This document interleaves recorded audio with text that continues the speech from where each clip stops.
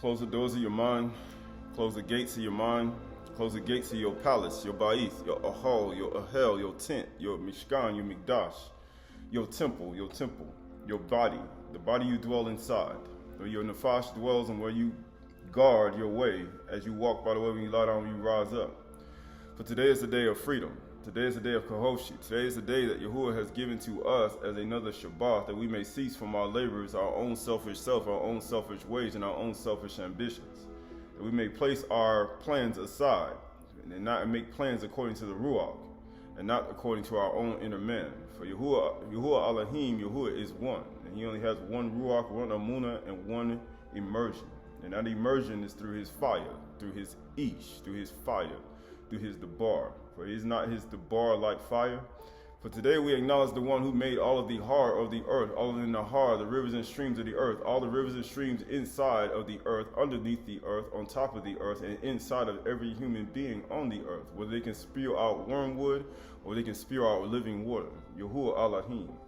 So as we live in this world, we live not, and we're not of it, but at the same life that we're supposed to live in this world, we're supposed to walk in the righteousness of Yahuwah, and to keep his commandments and the belief on his son Yahusha to the end of our life, knowing that the understanding of him is the life eternal. Without Yahusha Mashiach, there is no eternal life.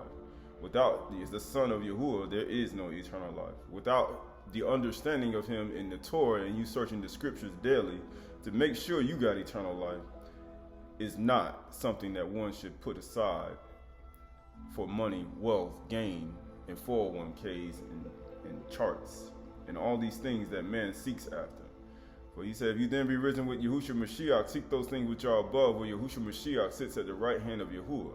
Set your affections on things above and not on things on the earth. He said, the things that you own, the things that you do on a day-to-day basis, the thing that you do to get gain in your own natural way. That if you have all the gain in the world and all the money in the world and you have nobody to help, what good is your life? What good is your life if you don't give your money and you don't actually show any kindness and any love or even extend your right hand? Because the poor will never cease out of the earth. Never. It's only there for you, he said, the ones who gained all that wealth and did all their selfish ways to give to the poor who actually sought Yahuwah with all their heart, mind, soul, and being. So as we move forward in kindness. We move forward in ahab. We move forward in kasih and ahab. Because without those, you can't even get the last fruit. You can't even get self-control. So this is the book of Hosea, Husha, chapter 4. Hosea, chapter 4, in verse 5. Hosea, Husha, chapter 4, in verse 5. It says, you shall stumble by day. The Nabi also shall stumble by night. Why? Because the only way that's going to happen, you're not meditating on the bar human night. Just like the book of Yahusha, Joshua said in 1 and 9, meditate on the bar human night. You will have much success. But if you don't, you ain't going to have a cloud by day and a pillar of fire by night. And then you know what's going to happen? Your lamp going to go out. Your manure going to go out, and you're going to find yourself having nobody to fight for you on the inside of your being. And you're going to be conquered by Satan in the middle of the night. And these are a part of the actual understandings of the inner man. But it says, and I will destroy your mother. Why would he say that? Because when you start stumbling, and when you start stumbling in the night, he said, I'm going to destroy your mother. Who is the mother? Jerusalem. Jerusalem above is free, is the mother of us all. Why? Because we seek a kingdom that's in the highest Shamaym. Why? This is what we seek. For we are like strangers passing through. We don't have a continual city. We're seeking the one that's above. Why? Because when you understand it, what's going to happen if the Nabi and everybody stumbling over each other? That means you know what's going to happen. Everybody going to start sinning. And then the city going to get destroyed. Then all the people are going to be scattered. Verse 6 says, my people are destroyed for lack of knowledge. That's what happened. You know, lack of binah. Lack of da'ah, lack of hakma, right? Because you have rejected knowledge, da'at, I reject you from being kahan to me. Why? To kahan to who? To Yahuwah. Why?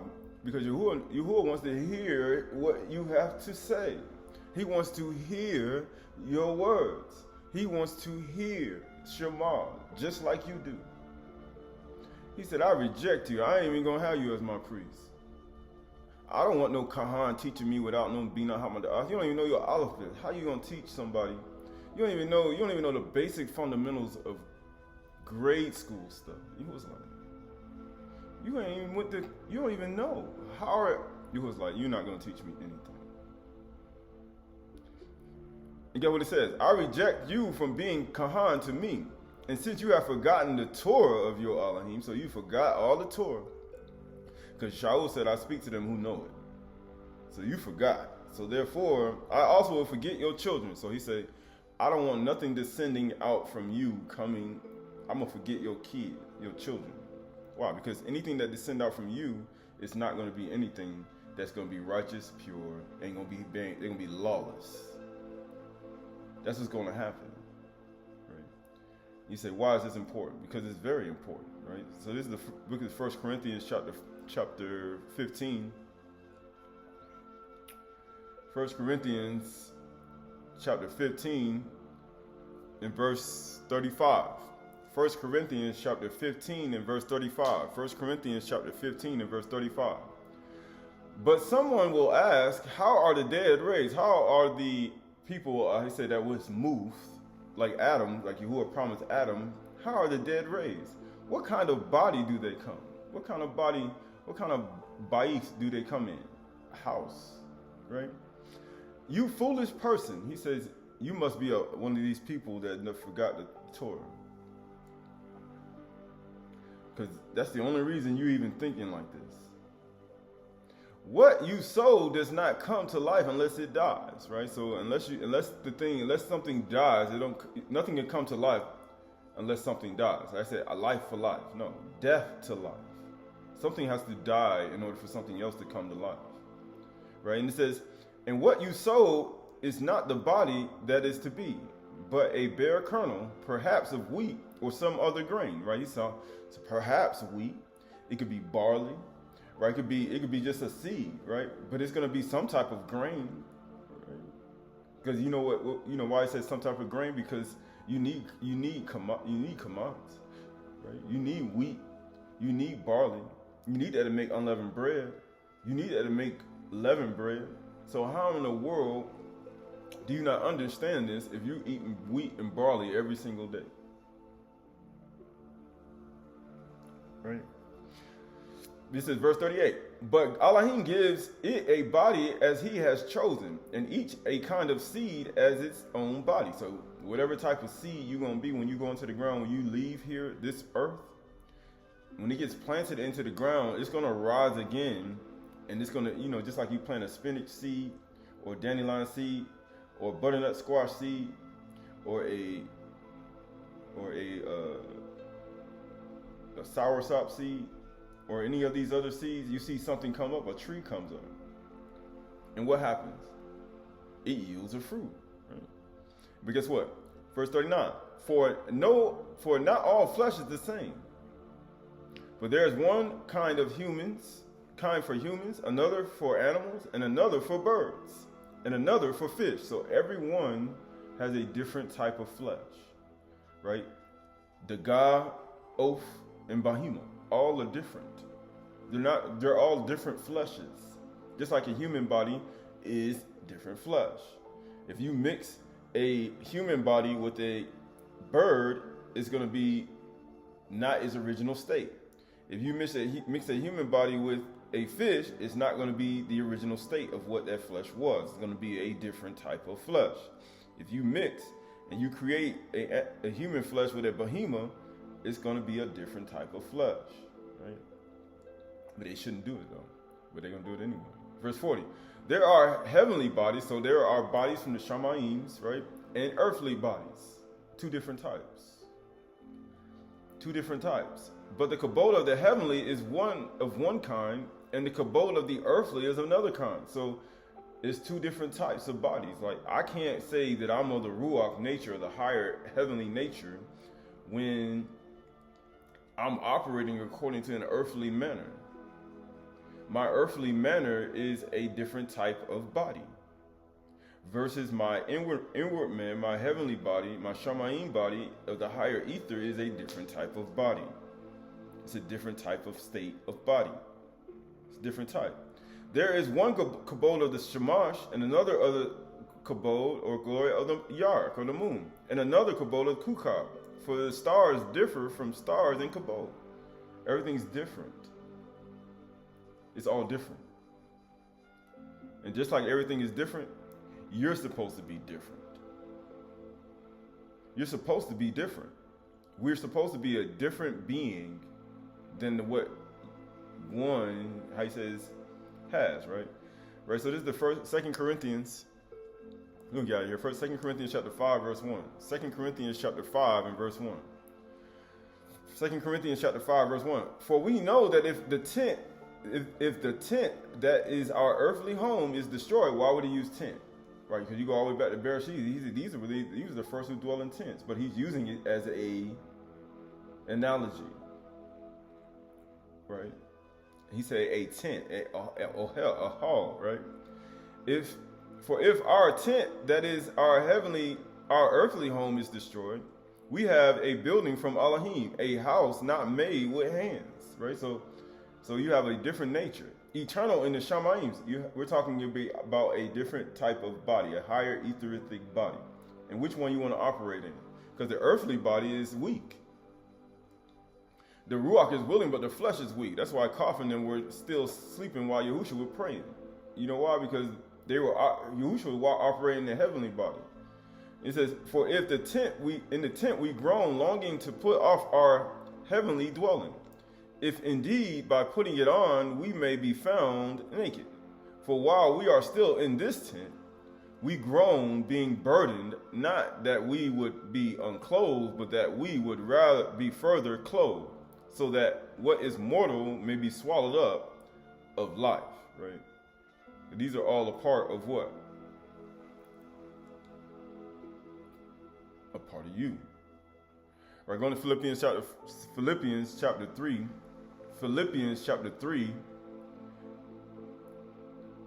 and verse 19. Let's go to Philippians chapter 3, verse 18. Philippians chapter 3, verse 18.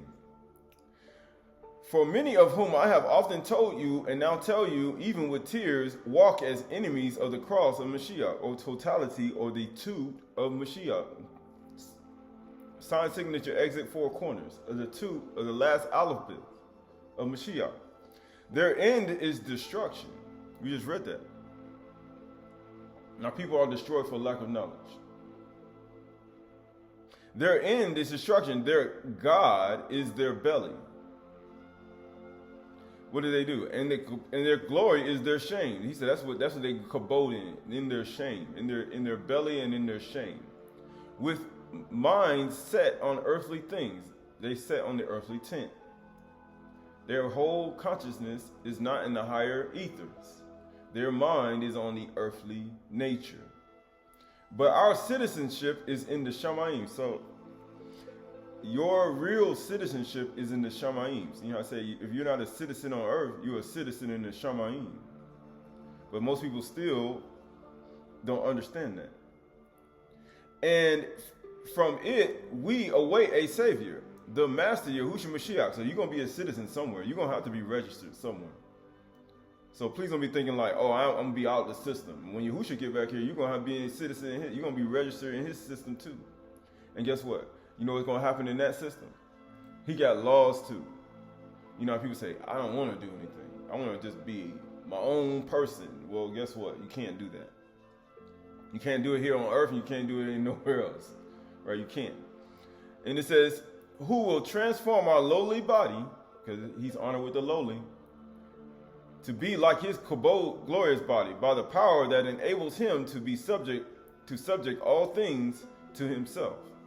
Right? So this is all a part of it, right? Right, so this is Nazarene, actually the Shalakim, suggestions of the old serpent. Above all, therefore, you ought to understand the deception of the old serpent, the ancient serpent, the reptilian shape-shifting serpent, the reptoid, the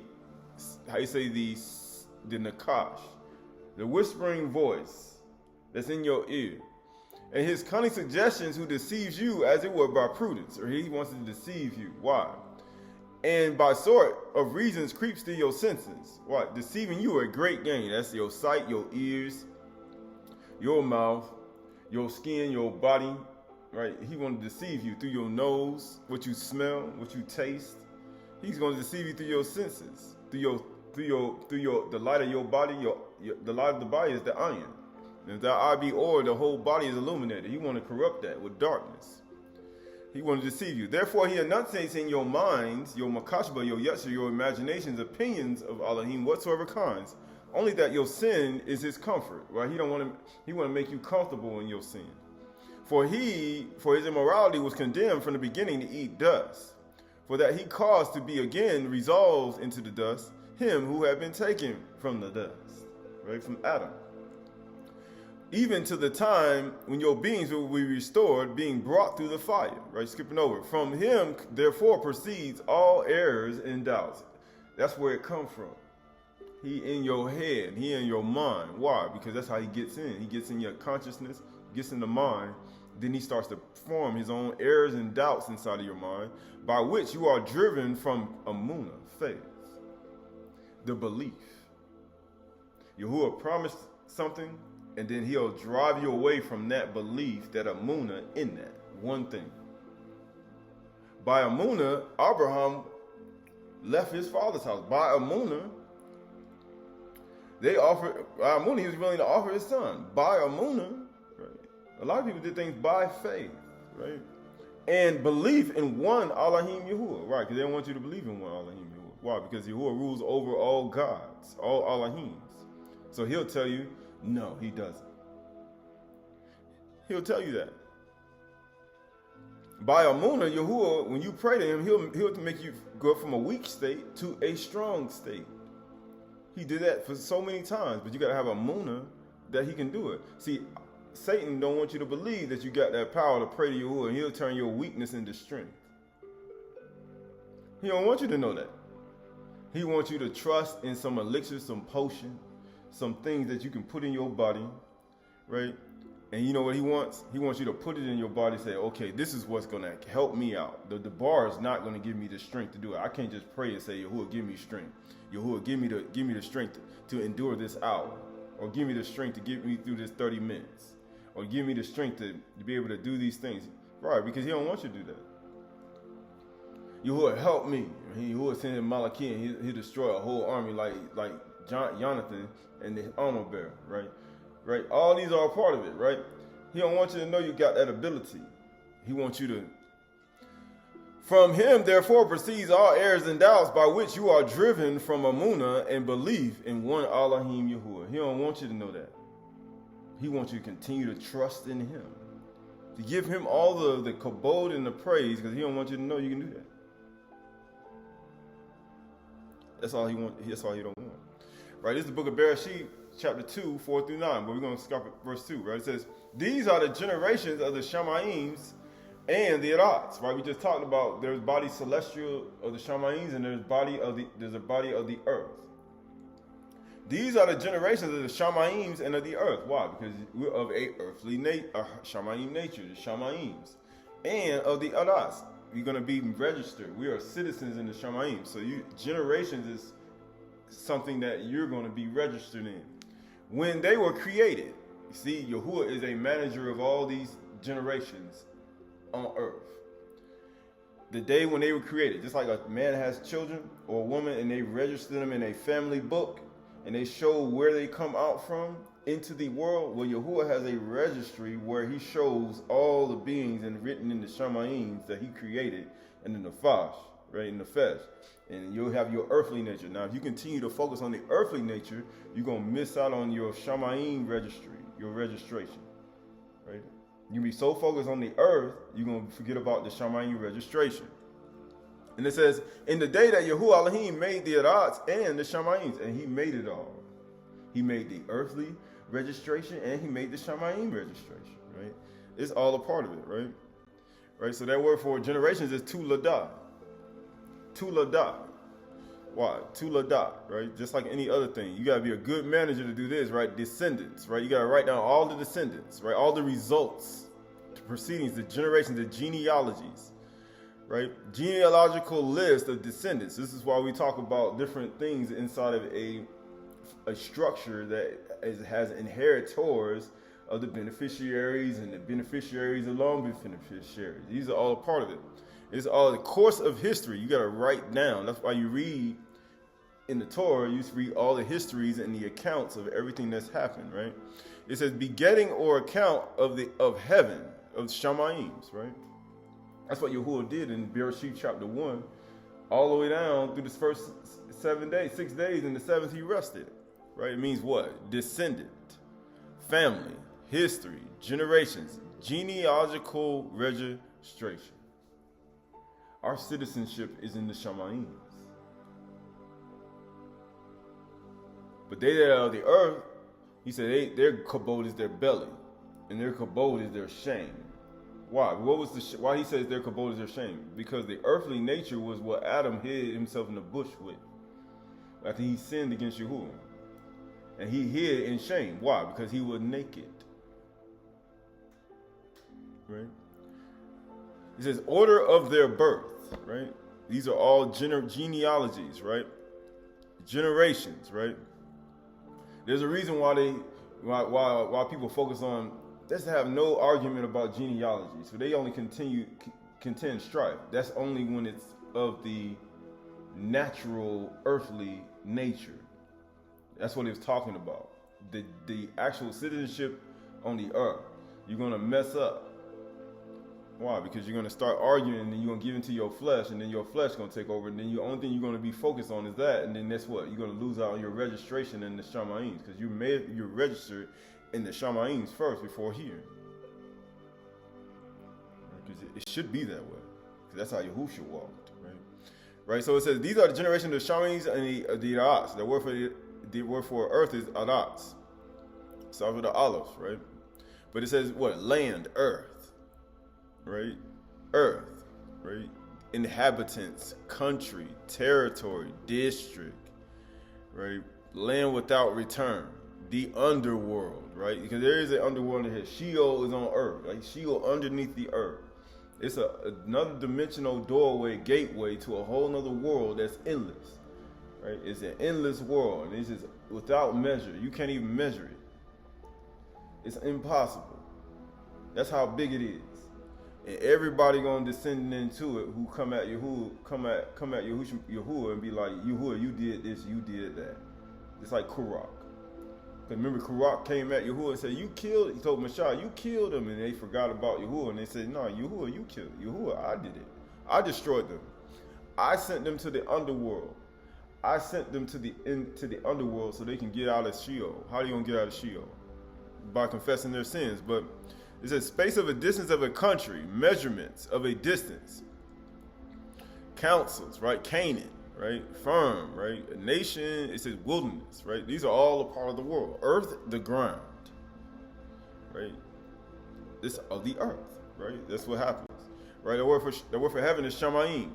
These are generations of the Arats and the Shamaym. That means heavens, visible Shamayms, the stars, the universe, visible universe, the sky, the atmosphere, right? These are all the higher ether of the celestial bodies. The clouds, right?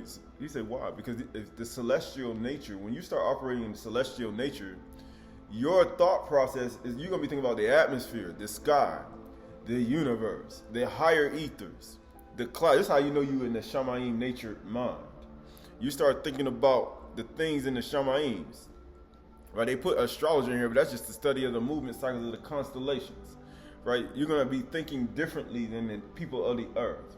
But remember, Yahushua said, if you can't understand earthly things, there's no way you can understand Shamayim things. There's no way, because they both are the same. As above, so below. You just got to understand the earthly side of it.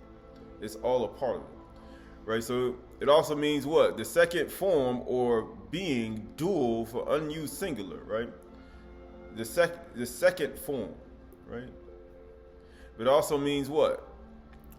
Compass, right? That's why we talk about the four corners all the time. A compass, right? Navigation, right? Also means what? The highest heaven, Yeah, the highest Shamaym, because there's more than one. There's 7 of them. And there's even more, even beyond that. But when you get to Kagsuka, it goes even beyond that. Right? And it means what? Horizons, right? People be inside. But he said, we need to look at the horizon before the Shamash rises. Why? Because he said, people be inside. He said, you need to be outside. Why? Because these are all part of the understanding of it when you're in the higher nature, right? Right? All these are a part of the transformation to the higher celestial mind. But these are all a part. There are bodies celestial and there's body terrestrial. There's bodies of the earth and there's bodies of the Shamaym. There's different types of flesh, different types of lights, Kukab, Yarak, the sun, moon, and stars, and there's different type of animal flesh. And there's a different nature when it comes to understanding your inner man. Just like the higher etheric order, moving toward the longest day, the 7 celestial circles, moving toward the longest night. All these are a part of the 1111, 182 thrones. It's all a part of the transformation within oneself. But this is all a part of it, right? You can skip into Bereshit chapter 2, keep going from Bereshit chapter 2 and 5.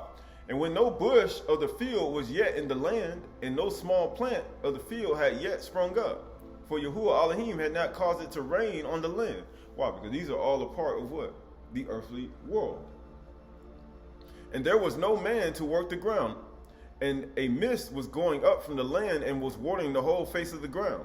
Then Yahuwah Elohim formed man from the dust, from the earthly nature, from the earth. He made him from the earth, from the ground, and breathed into his nostrils the breath of life, and man became a living creature. He became a living creature. Why? Right? Neshama, right? Neshama. Kaim, right? Uhaya Hadam Neshama. Haya, right? A living creature, right? Why? Because this is a part of Kai Adam Neshama, right? A living creature, right? It's talking about a living Adam became a living creature by the Neshama. But all these are a part of what? The body that was made alive by the celestial nature that Yahuwah put inside of the body. And by him putting it inside of the body, it allowed it to come alive. And when it comes alive, then what happens within you? What happens within the inner man? The child starts to leap in the womb. You start to change into something totally different. But it says right here, and Yahuwah Elohim planted a garden in Eden in the east, and there he put Adam, whom he had formed, and out of the ground Yahuwah Elohim made to spring up every tree that is pleasant to the sight and good for food. Okay, he did that for him. After he made him a living soul, he gave him the food that he's supposed to eat in the garden, right? Because remember, there are different types of flesh of animals and beasts. There are different types of flesh for all different other earthly beings. But he put trees and it sprung up food that was good for food. The tree of life was in the midst of the garden, and the tree of the knowledge of good and evil. Why? Because these are all the mixing things, right? Right?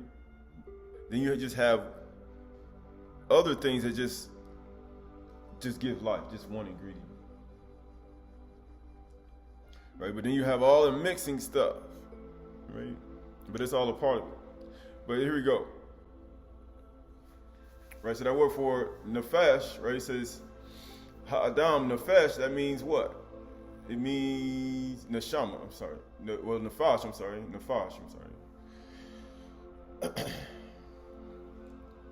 Nefash is, soul is nefash. Right? That word for soul, living soul is nefash, right? That word for soul. And that word means living being, desire, emotion, passions. Right? It means soul. Soul. It means self, life, creature, person, appetite. Right? That's why he talks about their glory is their belly. And their kabod is their shame, mind. Right? It is the mind, desire, emotions, passions, breathing and substance, emotions.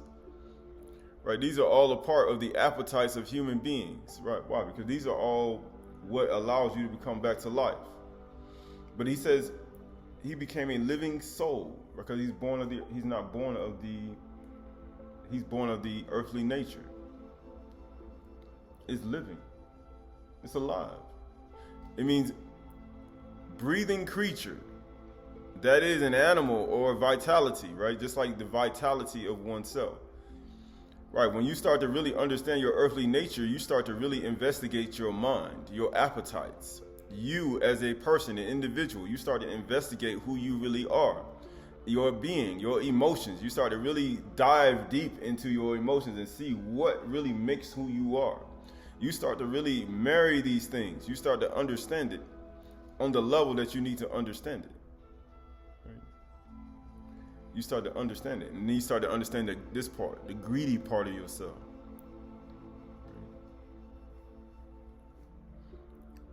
Because this is all a part of it. When you start to do these things. Right? So this is the book of 1 Corinthians. This is the book of 1 Corinthians.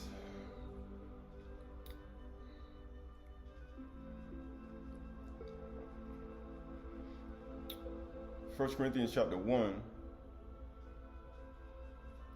1 Corinthians chapter 1 and verse 12. Actually, 1 Corinthians chapter 1 and verse 11. 1 Corinthians chapter 1 and verse 11. 2 Corinthians chapter 1 verse 11. 2 Corinthians chapter 1 verse 11. 2 Corinthians chapter 1 verse 11. You also must help us by prayer, so that many will give thanks on our behalf for the Barak granted us through the prayer of many. For our boast is this, the testimony of our conscience, that we behaved in the world with simplicity and godly sincerity. Right? He talks about godly. Right? Because Yahuwah said, it's not written in your Torah that you are Elohim. Because he judged in the midst of the Elohim. Why? But he told you to defend the fatherless and the widows. He told you to help the poor and the needy and execute true justice. Why? But that's what he said in Psalms 82. But it says, godly sincerity, not by earthly wisdom, right? Hakma, because earthly, that which of the earth is earth, right? Earthly wisdom has a certain limit to it. It does. That's why it's going to wither away. That's why he said that. It's why it's going to pass away. That's why you die. It only has a certain limit to it. Just like if you put all the herbs in your body, you're still going to go to the ground in the dust. It just shortens. It just actually allows you to stay a little longer here. That's all it does. But eventually that stuff ain't going to work no more. And that's when you're going to know it's time to go. You're going to know after that. When them plants and things start working, you're going to be like, okay, this must be time. It must be my time to go, right? Not by earthly wisdom, but by the Khan of Elohim, right? And supremely so toward you. Why? Because he's above all. For we are not writing to you any other things than what you read and understand. And I hope you will fully understand. Why? Because when you start looking at how Shaul wrote to the Corinth, these were converts. They didn't understand Yasharal or anything they were doing. Majority of the stuff that they were doing, they still were struggling with idol worship. They still were struggling with orgies. They still were struggling with the drinking and doing all the things they used to do. They still were struggling with it. Things that Yasharal would get punished for doing. They were struggling with it. But then they started to boast against, he was warning not to boast against the natural branch. The people that originally were the people who actually had the knowledge and understanding. And then they fell, and then you start boasting against what they did. See, they fell. See, now look at us. Now we the people. Now we the people. Now they failed. 12 tribes and fell. Yasharal and fell. Shemjaza, the original sons of Elohim, they fell. Shemjaza, Azazel, Azbaal, they fell to the ground, right? They all got cast down, right? And he started boasting about the natural branch. And then now you realize, and he said, don't boast against the natural branch. Don't boast against the children of Yasharal in the wilderness and how evil they were and things that he said don't do it. Because he can do the same thing to you that he did to them. And when you start to do that, then you start to understand why the wild branches now took over, and now they boasting against the natural branch, and now they want to talk about the 12 tribes as they ain't nothing on earth. But that's the only way you even get salvation. You won't even know what Yahushua Mashiach was. Matter of fact, you wouldn't even know what Matthew chapter 1 even talked about. He's going to save his people from their sin. You wouldn't even know what it's like to be on totality on the cross in between two thieves, unless the 12 tribes of Yasharal actually even had that understanding. You wouldn't even know what it was like. You wouldn't. Nobody would know.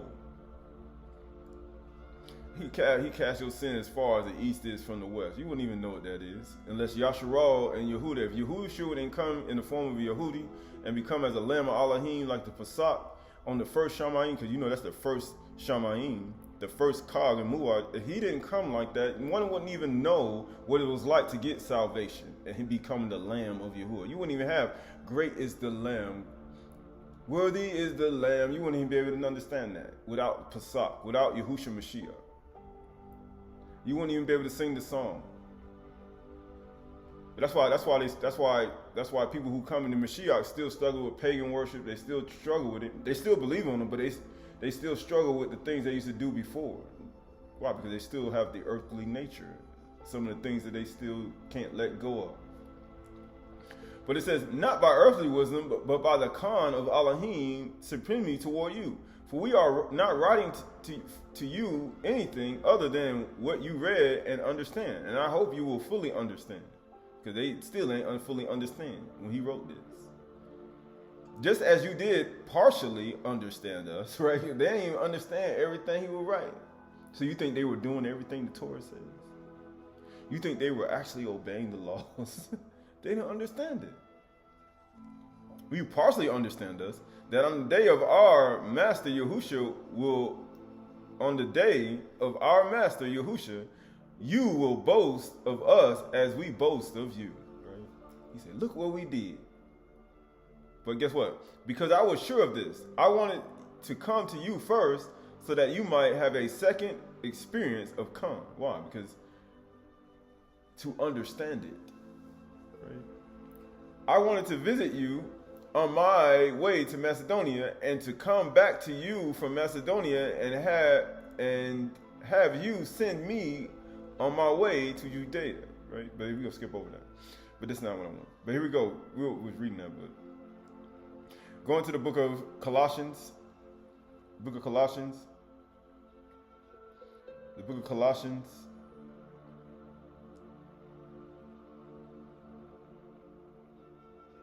Chapter 3, verse 5.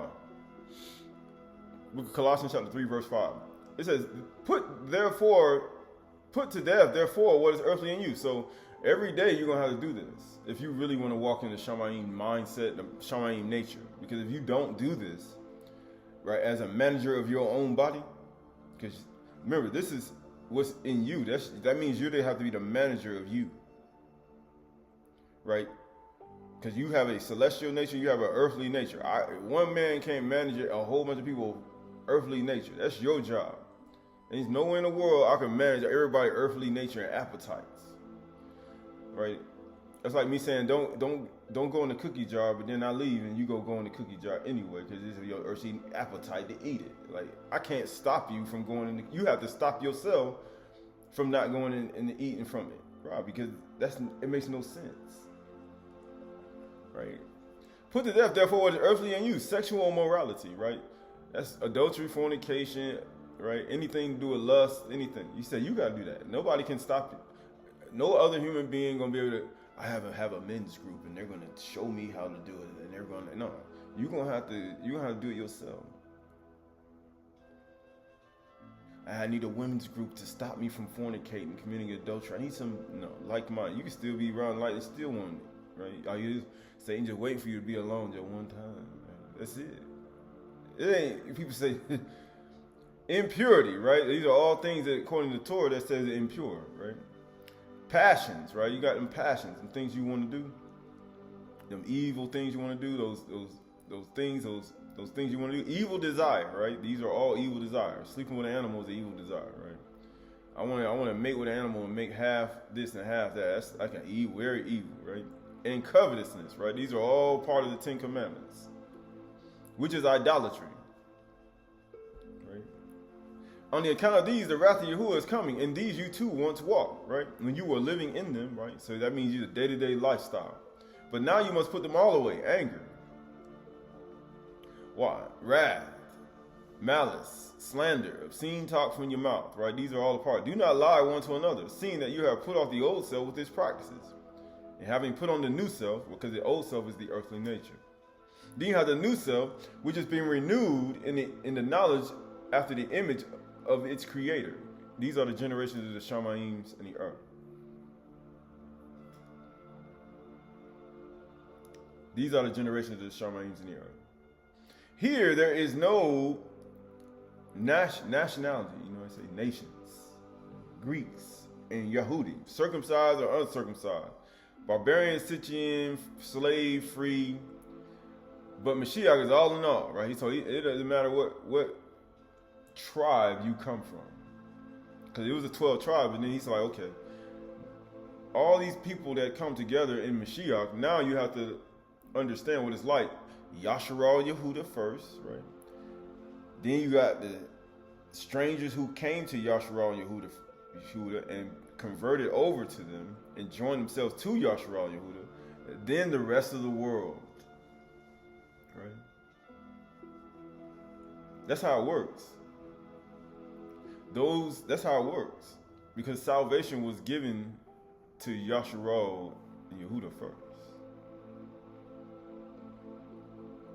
That's why on Chag Shabur, the third feast, they all were in one accord. So therefore, it was given to them first. Right? But this is all a part of it, right? So everything has a purpose and everything has a real reason, right? Right, this is Jeremiah chapter 44, Jeremiah chapter 44 and verse 1. Jeremiah chapter 44 and verse 1. It says, the word that came to Jeremiah concerning all Judeans who lived in the land of Mizraim, at Migdal of the Taphanes at Memphis, in the land of Pathros. Thus says Yahuwah of hosts, the Elohim Yasharal, you have seen all the disaster that I brought upon Jerusalem and upon all the cities of Yehuda, right? People document it. But he's saying, when I did this before, behold, this day they are a desolation, and no one dwells in them. He said, look, I done tore that place up. And guess what? Because of the evil that they committed. That's why he said, put away all evil desire. We said, put to death what is earthly in you. Put away your evil desire, your evil eye. They committed, provoking me to anger. This is the reason why the wrath of Yahuwah is coming.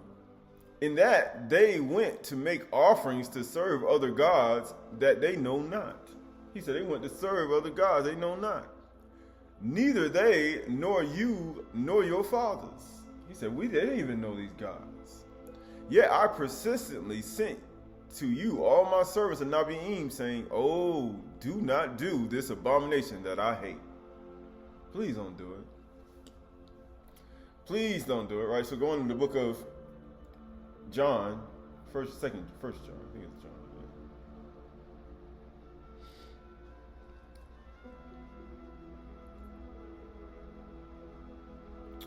This is 1 John chapter 5 and verse 20. 1 John chapter 5, verse 20.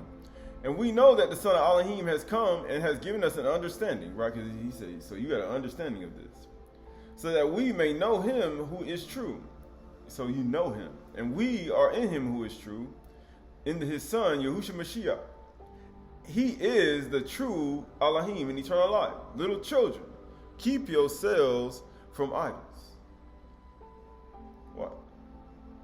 Because if you worship idols, then the wrath of Yahuwah is going to come on us and on everybody. Why? Because that's the whole point.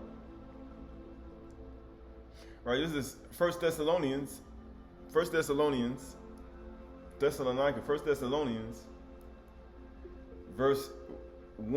and verse 5. 1 Thessalonians 1 and 5. It says, because our truth came to you not only in word, but also in the power of the Qahalath Ruach, and with full conviction, you know what kind of men we prove to be among you for your sake. and you became imitators of us as of Yahuwah. For you received the word in much affliction with the joy of the Qahalath Ruach, so that you became an example of all believers in Macedonia and Achaia. Right? Believers in Jerusalem, in the 12 tribes. These believers in other places, right? For not only has the word of Yahuwah sounded forth from you in Macedonia and Achaia, but your Amunah in Elohim has gone forth everywhere. So your faith, which means what you believe, what you said, that's what you say you believe, right? It's gone everywhere, so that we need not say anything. You say, man, we ain't got to do nothing no more. Y'all done did everything. But guess what? For they themselves report concerning us the kind of reception we had among you, and how you turned to Elohim from idols, to serve the living and true Elohim, and to wait for his son from Shamaym, whom he raised from the dead, Yahusha, who delivers us from the wrath to come. See, there's only, but if you serve idols, what's going to happen? Right, going back to Jeremiah chapter 44, Jeremiah chapter 44 in verse 5. Jeremiah chapter 44 verse 5. But they did not listen or incline their ear to turn from their evil and make no offerings to other gods. Right? They wouldn't do it. Therefore, my wrath and my anger will pour it out and kindle in the cities of Yehuda and in the streets of Jerusalem, and they became a waste and a desolation as at this day. And now thus says Yahuwah Elohim of hosts, the Elohim of Yasharal, why do you commit a great evil against yourselves to cut off from you man and woman, infant and child from the midst of Yehuda, leaving no remnant? Say what? He said, you cut off from you man, woman, and child from the midst of Yehuda, leaving no remnant. He said, man, everything's gone. Why do you provoke me to anger with the works of your hands, making offerings to other gods in the land of Mizraim, where you have come to live, so that you may be cut off and become a curse and a taunt among the nations of the earth? Have you forgotten the evil of your fathers, and the evil of Yehuda, and the evil of their wives? He's like, y'all must have forgot. Right, so this is the book of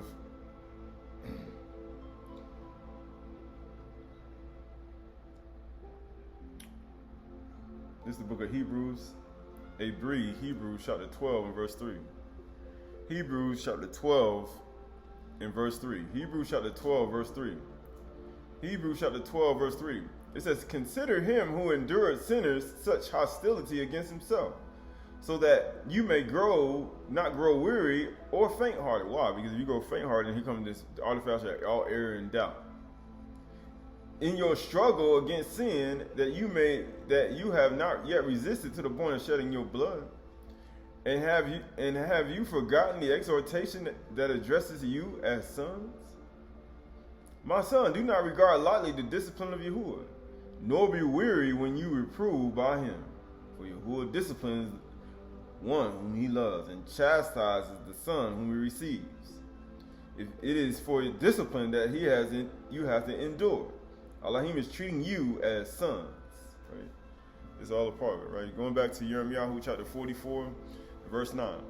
It says, have you forgotten the evil of your fathers, the evil of the kings of Yehuda, and the evil of their wives, your own evil, and the evil of your wives? Everybody doing evil, which they committed in the land of Yehuda and in the streets of Jerusalem. They have not humbled themselves. They haven't sanah, anah, anur, right? They haven't shafal, they haven't shakah. They haven't put themselves in sackcloth and ashes. They haven't done it. They haven't did what Safin did to get out of Sheol. They haven't done it. They haven't confessed their sins. They haven't gotten out of hell yet. They still in Sheol. So therefore, they have not humbled themselves even to this day. Nor have they feared, nor walked in my Torah, my laws, and my statute that I set before you and your fathers. They still haven't done it. That's the only reason. That's the only reason all these things are happening. Why? Because they forgot all the evil they did. Matter of fact, they don't even know their own evil. Right? So this is a book of, they don't even know it. They don't even know their evil, right? Right. So this is the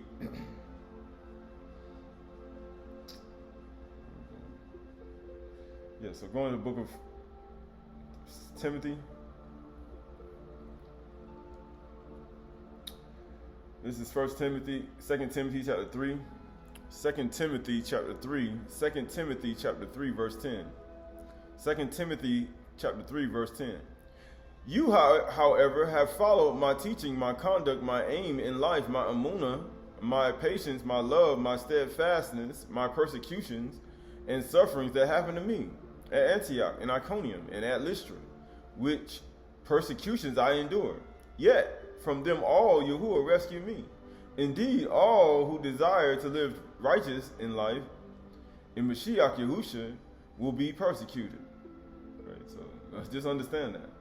When you start remembering your evil way, verse 13, while evil people and impostors will go on from bad to worse, deceiving and being deceived, right? So it's going to continue to happen. But as for you, continue in what you have learned and have firmly believed, knowing from whom you learned it, and how from childhood you have been acquainted with the sacred writings, which are able to make you wise for salvation through Amunah and Yahushua Mashiach. Right? Verse 16, all scripture, the Torah, is breathed out by Elohim. That's why he breathed into you, to Adam's nostrils, and became a living being. Because it's all of a celestial nature. It is a higher etheric knowledge book. That's what it is. That's all it is.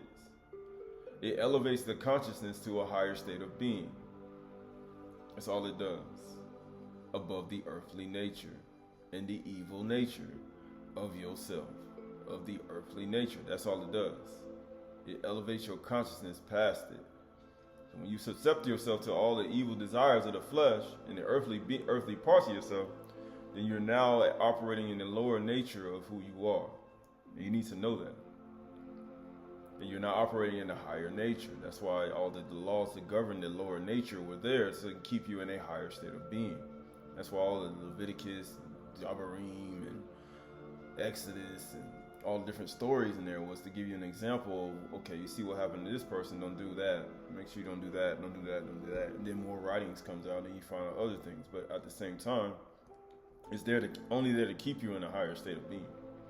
If it's there to make you sin, then it ain't there. You say, Shamshun was with a whore, I could go be with a whore. I could go get about 5, go sleep with him and don't marry him. Yeah, you go ahead and you do that if you want to. You're going to end up like him in between two pillars. You get arrested, right? Because one of them gonna send you to jail, right? They're gonna make something up, right? That's what's gonna happen. One of them gonna make something up. Satan gonna be like, yeah, I got you now. That's about how many women is that? About 5. Okay, the 5th one, you going to shield. I'm gonna send you to prison. He raped me. I didn't do that. It was consensual. You going to jail, right? That's how you work. And people say, man, Satan like that, man. And people have no idea. That's why you don't play with him. That's why you go be with the higher nature. Stay in the higher nature. Right? Marriage is good and all, right? Stay in the higher nature. Don't play with them, right? Because you keep playing with them, you're gonna end up in prison. Right? That's just how it works. Or you're gonna end up in a situation where you got something that you can't get off, right? It's just all a part of it. You don't want to. These are things people don't want to talk about, right? 2 Timothy chapter 3, verse 16. All scripture is breathed out by Elohim and profitable for teaching, for reproof, for correction, for training in righteousness, that the man of Elohim may be complete, equipped for every good work, not evil work. We just read all these things in Yirmiyahu, right? Going back to Yirmiyahu chapter 4 and verse 9, 44 and 9. Have you forgotten the evil of your fathers? You need to be equipped for every good work, not evil work. What else? Which they committed in the land of Yehuda, in the streets of Jerusalem. They have not humbled themselves even to this day, nor have they feared, nor walked in my Torah, my statutes, that I set before your fathers. Because it's a higher natured being, higher understanding. That's what the 10 Commandments are. That was certain laws when it came to certain things, when interacting with people. These are all high. Keep yourself in a higher ascended being so you won't get entangled in the unnecessary matters. Right? If you obey the Torah, you won't get entangled in unnecessary matters, right? But if you find yourself in unnecessary matters, then you have to make laws according to it. But it says, verse 11 says, 44 and 11. Therefore, thus says Yahuwah of hosts, the Elohim Yasharal, behold, I set my face against you for harm, to cut off all Yehuda. And we talked about it. And I will take the remnant of Yehuda, whom you have set. I will take the remnant of Yehuda, who have set their faces to come to the land of Mizraim to live, and they shall be consumed in the land of Mizraim. They shall fall by the sword and by famine. They shall be consumed from the least to the greatest. They shall die by the sword and by famine.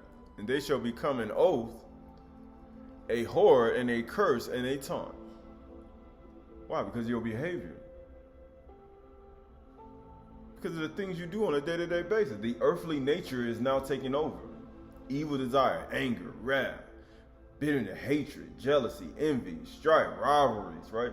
These are all a part of the lower nature parts of ourselves that Galatians and Colossians and Ephesians and Coffee even told you to put it away. Because Coffee had that anger, boy. He cut your ear off. Coffee already knew. He's like, yeah, you got to put that anger away. Because Yahuwah ain't come to destroy me in law. He came to save me in law, right?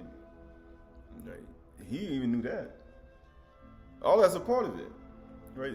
But people don't want it. It says, verse 13, I will punish those who dwell in the land of Mizraim, as I have punished Jerusalem, with the sword and with famine and with pestilence, so that none of the remnant of Yehuda who have come to live in the land of Mizraim shall escape or survive or return to the land of Yehuda. So you be thinking like, why all this stuff be happening? Because Yahuwah be looking at the evil you done. So he like, I'm going to punish all Mizraim while you there, just so you won't make it back to the land of Yehuda. So I'll destroy the place where you living at, just because you running your mouth and doing all these evil stuff. I'm going to make sure I do so many things around so you won't be able to get back. You will never get back. And that's what happens when you start doing evil things, to which they desire to return and dwell there. He's like, you ain't going to never get to matter of fact, I'm going to do it so much to where you ain't never going to be able to get back there. And amazingly, for they shall not return except some fugitive. He's like, man, I ain't never going to let you get back there. Just because of the evil of your wives, your children. You forgot about the evil of your fathers, your kings. You forgot the evil about your wives, and you. You forgot, everybody forgot all that evil stuff. So now you continue to do the evil raw. And you got to put away the evil earthly nature. So therefore, being that you can't put away the evil earthly nature, I'm going to plague you in the place where you live. And I'm going to destroy everything to where you ain't going to have nothing. You're going to be able to no way you're going to get back. Right?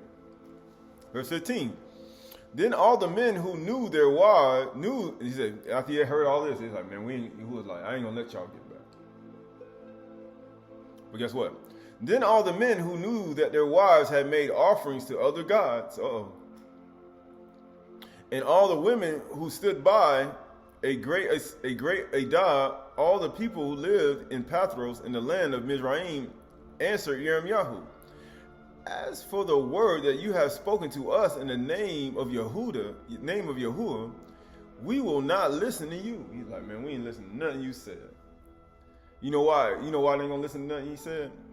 But we will do everything that we have vowed. We're gonna do everything we said we're gonna do. Right? Making offerings to the queen of Shamaym and pour out drink offerings to her, as we did, both we and our fathers, our kings and our officials in the cities of Yehuda and in the streets of Jerusalem. He's like, man, we gonna continue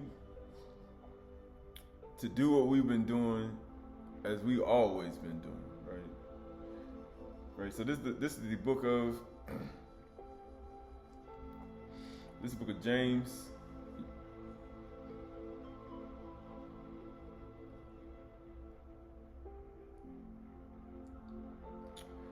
He said, why are you gonna do all this? Because this is a part of it.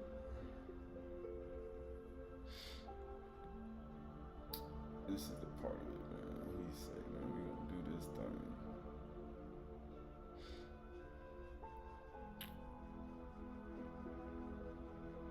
Yeah, this is the book of James chapter 4 and verse 4 and verse 1. James chapter 4 verse 1.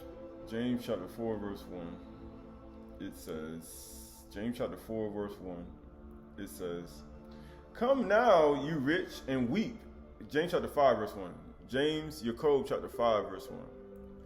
Come now, you rich, weep and howl for your miseries that are coming upon you. You rich have rotted, and your garments are moth-eaten. Your gold and your silver have corroded, and your corrosion will be evidence against you, and will eat your flesh like fire. You have laid up treasures in the last days. Behold, the wages of the laborers who mowed your fields, which you kept back by fraud, are crying out against you. Why? Because you're supposed to be doing what? Putting away your evil ways, right? They crying out against you. And the cries of the harvesters have reached the ears of Yahuwah of hosts. You have lived on earth in luxury, in self-indulgence. You have fattened your hearts in the day of your slaughter, right? Your glory, your shame, your belly is your glory. You have condemned and murdered the righteous person. You know what they're doing in Yirmiyahu right here? They say, man, we ain't gonna listen to nothing you saying. He does not resist you. He like, and guess what? And guess what? You know why he said that? Go to James chapter 4, verse 1. James chapter 4 and verse 1. James chapter 4, verse 1. James, Jacob chapter 4, verse 1. All right, this is still the same world, right? It says, what causes quarrels and fights among you? Is it not this, that your passions are at war within you? He said, man, the thing is fighting inside of your body. That's why you got to put away your passions. You desire and do not have, so you murder. So you finna go murder somebody. You finna go take somebody out. Because you ain't got something. Because we just read, he said, I'm gonna destroy everything around you just so you can't return back to the land of Yehuda. So now you want to start murdering people because you ain't got nothing. Yehuda done tore up all your stuff, and now you want to start killing people. You covet and you cannot obtain. He said, now you got covetousness, and that's one of the things you need to put away too. So you fight in quarrels, and now you want to fight, quarrel, and beat people up and steal. You do not have because you do not ask. Why? Who are you asking?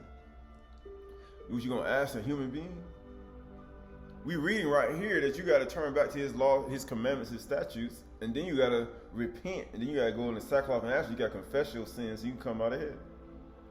Verse 3, you ask and do not receive because you ask wrong. You asking wrong. To spend it on your passions. This is why you got to put away your passions. Because as soon as you get something, you start to do things like this. We just reading in Yirmiyahu 44. Because your passions get all up. And then next you know, you forget all about the debar and everything Yahuwah says. Thou shalt have no other Elohim before me and no other idol, no other gods before me. And you start making engraven images of things in the Shamaym, on the earth and under the earth. And then now you done went away from him and now you hate him. That's what happens. I can afford a gold one now. I can afford a silver one now. Before I can only do a wood one. But now I'm gonna get this gold one now. I'm finna get a silver one, boy. That thing gonna be all gold now. And now that thing become your idol. You will like, you think you somebody now. And then now you start worshiping it. And now it takes all your time. Verse 3. You ask and do not receive because you ask wrongly to spend on your passion. You adulterous people, right? You done went away from the marriage covenant. I married you, now you went after another God. Do you not know that friendship with the world is enmity with Elohim? Right? Because Yahuwah is like, the wrath of Yahuwah is coming for the things that they do in the world. Therefore, whosoever wishes to be a friend of the world makes himself an enemy of Elohim. Why? Because you put these things, these earthly nature, above the Shamaym nature. Your earthly nature is now above your Shamaym nature. Your higher etheric knowledge and understanding that's inside of the bar, the higher word, the words that allow you to a higher consciousness. You now put your earthly nature above it. So you saying you rather have that rather than the one you may have your citizenship in the Shamayim now. So you saying the citizenship in the Shamayim is lower than the citizenship on earth. Is that what you're saying? Therefore, whosoever wishes to be a friend of the world makes himself an enemy of Elohim. Or do you suppose it is to no purpose that the scripture says he yearns jealousy over the Ruach that he has made to dwell in us. But he gives more Khan. Therefore it says, Elohim opposes the proud, but gives Khan to the humble. We read in Yirmiyahu, they have not humbled themselves. Right? Verse 7 says, submit yourselves therefore to Elohim, resist Satan, and he will flee from you. So what do you think is going on inside? What do you think is going on in these situations? Satan, Shaitan, the artifact of all error and doubt. He's here. Why? Because that's the only reason he's using it. He's using certain things to cause error and doubt inside of people to create these things. Draw near to Elohim, he'll draw near to you. Cleanse your hands, you sinners. Purify your hearts, you double-minded. Because you can't be of good and evil. You got to be only of one nature. Good. Good. All the time. You can't be good and evil. You only can be good all the time. Male towel, right? Very good. All the time. Be wretched, mourn and weep. That's Einah, Sanah, Anua, right? Your bread will be your actually be your bread, and your tears will be your drink. Let your laughter be turned to mourning and your joy to gloom. Humble yourself before Yahuwah, and he will exalt you. Do not speak evil against one another, brothers and sisters. The one who speaks against his brother or judges his brother speaks evil against the Torah and judges the law. But if you judge the law, you are not a doer of the law, but a judge. Therefore, as one lawgiver and judge is able to save and destroy, right? Going back to 44 and 19. Actually, yeah. Going to 44 and 18. Yirmiyahu 44, 18. But since we left off making offerings, or let's go to 44 and 16. 44, 16. As for the word that you have spoken to us in the name of Yahuwah, we will not listen to you, but we will do everything that we have vowed, making offerings to the queen of Shamaym, and to pour out drink offerings to her, as we did, both we and our fathers, our kings and our officials in the cities of Yehuda, in the streets of Jerusalem. For then we had plenty of food, right? So when you start to call on different gods and you start coming to Yahuwah, you start to lose stuff. You start to go to poverty. You start to lose things. You start to get more knowledge, business knowledge. It seems like the more wisdom, knowledge, and understanding I get, the less stuff I have, the less food I have, the less money I have. Things start to get taken away. Right, it says, for then we had plenty of food and prospered and saw no disaster. He's like, man, we didn't get no disaster. We had plenty of money. We had plenty of everything. Nothing happened to us when we were calling on these gods and everything else. But since we left off making offerings to the queen of Shamaym and pouring out drink offerings to her, we have lacked everything. Now we're losing stuff. Now we're lacking stuff because of we're not calling on their gods. Right? We're not using their avenues to gain wealth. We're not doing evil ways to gain wealth. We're not channeling other demons and spirits, right? And the oppressors' gods. But that's what they want. That's what Satan wants. That's why he causes all these things to happen. He will curse Yahuwah to your face. Why? Because he wants you to worship another Elohim, another God, to get it back. He wants you to put his name aside. That's the only reason he's doing it. That's the only reason he's doing it. But since we left off making offerings to the queen of Shamaym and pouring out drink offerings to her, we have lacked everything and have been consumed by the sword and by famine. He's like, man, we're losing everything. And the woman said, notice who's talking. And the women said, when we made offerings to the queen of the Shamaym and poured out drink offerings to her, was it without our husband's approval that we made cakes for her bearing her image and poured out drink offerings to her? Was it without our husband's approval? No. Our husband signed off on it too. And we getting broke off. We getting paid. But you heat those treasures for the last days though. And Yahuwah already know how y'all got the money. He said, I already know how you got the silver and gold. I already know how you got all your money and your things. And I see the evil that you're doing with it too. And guess what? I know how you do it. He said, as long as I keep pouring out these drink offerings and swindling and extortion and robbery, and I keep doing all this evil stuff, then guess what? Nothing gonna happen to me. Right? That's what they say, right? This is the book of Ezekiel. This is the book of Ezekiel. He said, why you been looking at this? Right? He be looking at it. This is the book of Ezekiel, chapter 8. Book of Ezekiel, chapter 8 and verse 10. Book of Yakazal, chapter 8 and verse 10. The book of Ezekiel, Yakazal, chapter 8 and verse 10. So I went in and saw, and there engraved on the wall all around, was every form of creeping things, loathsome beasts, in all aisles of the house of Yasharal. Right? And before them stood 70 men of the elders of the house of Yasharal, with Yazaniah and the son Shaphan standing among them, each having a censer in his hand, and the smoke of the cloud and the incense went up. Well, they were burning that fire, right? You see that people burn incense to other gods, right? You see how they do it? They put the incense and they burn it. You know what happens after that? Then he said to me, son of Adam, have you seen what the elders of the house of Yasharal are doing in the dark? You see what they do in the dark? They do it in the dark. Each in his room of pictures, right? See, you know what people do today? They still do it. In their room of pictures, they put their pictures and their statues and they burn their incense right there. And you know what Yahuwah say? But you know why they do it? Because you can prosper. You can get money. You can get gain. You can get things for calling on their gods. And you know they love it too. Join us. Be a part of us. We are all together. I said, no, you the Corinthian congregations and things that still struggle with the same things y'all did before.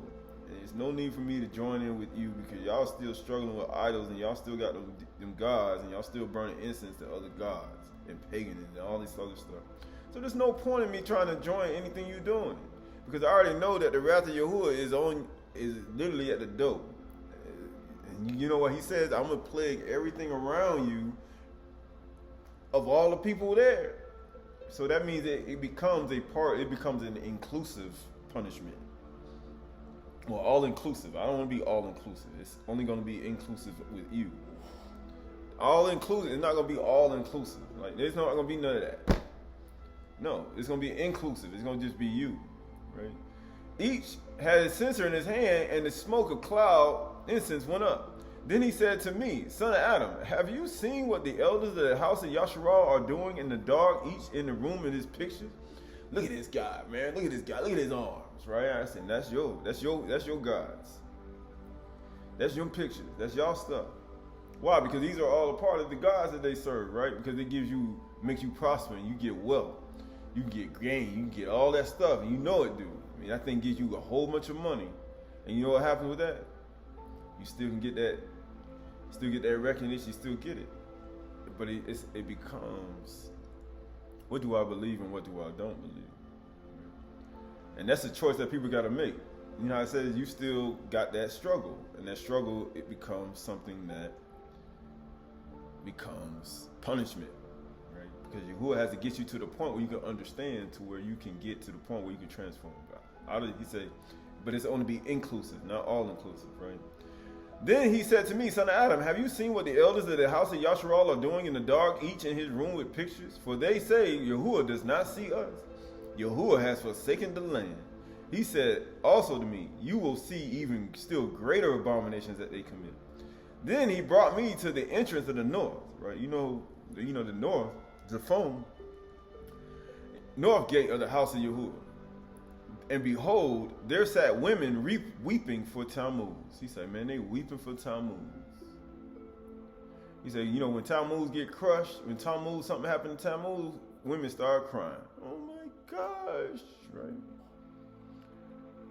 Tammuz disciples, something happens to Tammuz disciple who sing for Tammuz or do things for Tammuz, right? Guess what? You crying, something happened to him.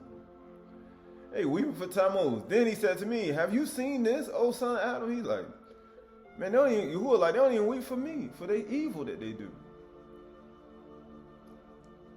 You will see still greater abominations than these. So, people are doing this now.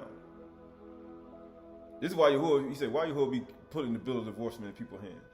He said, why he be doing that? Because it's not going to be an all-inclusive punishment right here. Okay, he said, no, this is going to be an inclusive punishment. Not all-inclusive. Right? That's why he does it.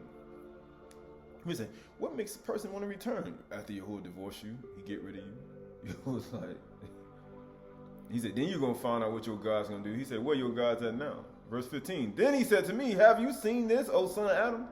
You will see even more great abominations than these. And he brought me into the inner court of the house of Yahuwah. Uh-oh. You know, that's where his mercy seat and all these things in the Chdsh Kodashim inside of you. You know, inside of where the tent meeting at. Where Aaron's rod, the 10 Commandments, right? The cherubim that touching the wall with the mercy seat, and he sit above the mercy seat.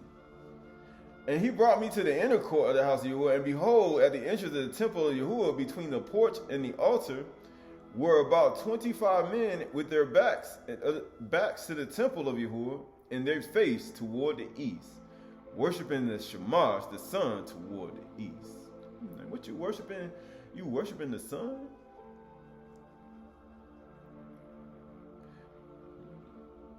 He said, you worshiping the sun now? And guess what? Then he said to me, have you seen this, O son of Adam? And he's like, is this too light of a thing for the house of Yehudah to commit the abominations that they commit here? And they should fill the land with violence? Oh. And provoke me further to anger? What do you mean violence? Because Yahuwah going to do violence around you with the other lands, and they're going to destroy everything around you, so you can't get back to the land of Yahuwah. He's going to destroy everything just so you can't get there. Because people, men and women, can't stop. Behold, they put the branch to the nose. Therefore I will act in wrath, my eye will not spare, nor will I have pity. And though they cry in my ears with a loud voice, I will not hear them. You ever cried in your parents' face and they say you're going to get a beating, and they be still giving you a beating? Yeah, please, no. You be like, they still do it. You know why? Because you know you ain't supposed to be doing that. And that's easy, right? He said, it's an easy beating. I already know you already know you ain't supposed to be doing that. He said, I already told you that. This is Jeremiah chapter 44, verse 19. Going back. It said, and the women said, when we made offerings to the queen of Shamaym and poured out drink offerings to her, was it without our husband's approval that we made cakes for her bearing her image?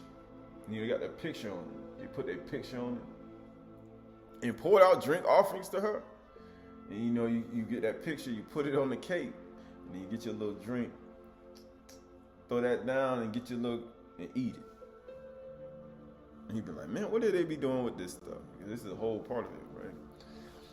Verse 20 said, then Jeremiah said to all the people, men and women, all the people who had given this answer.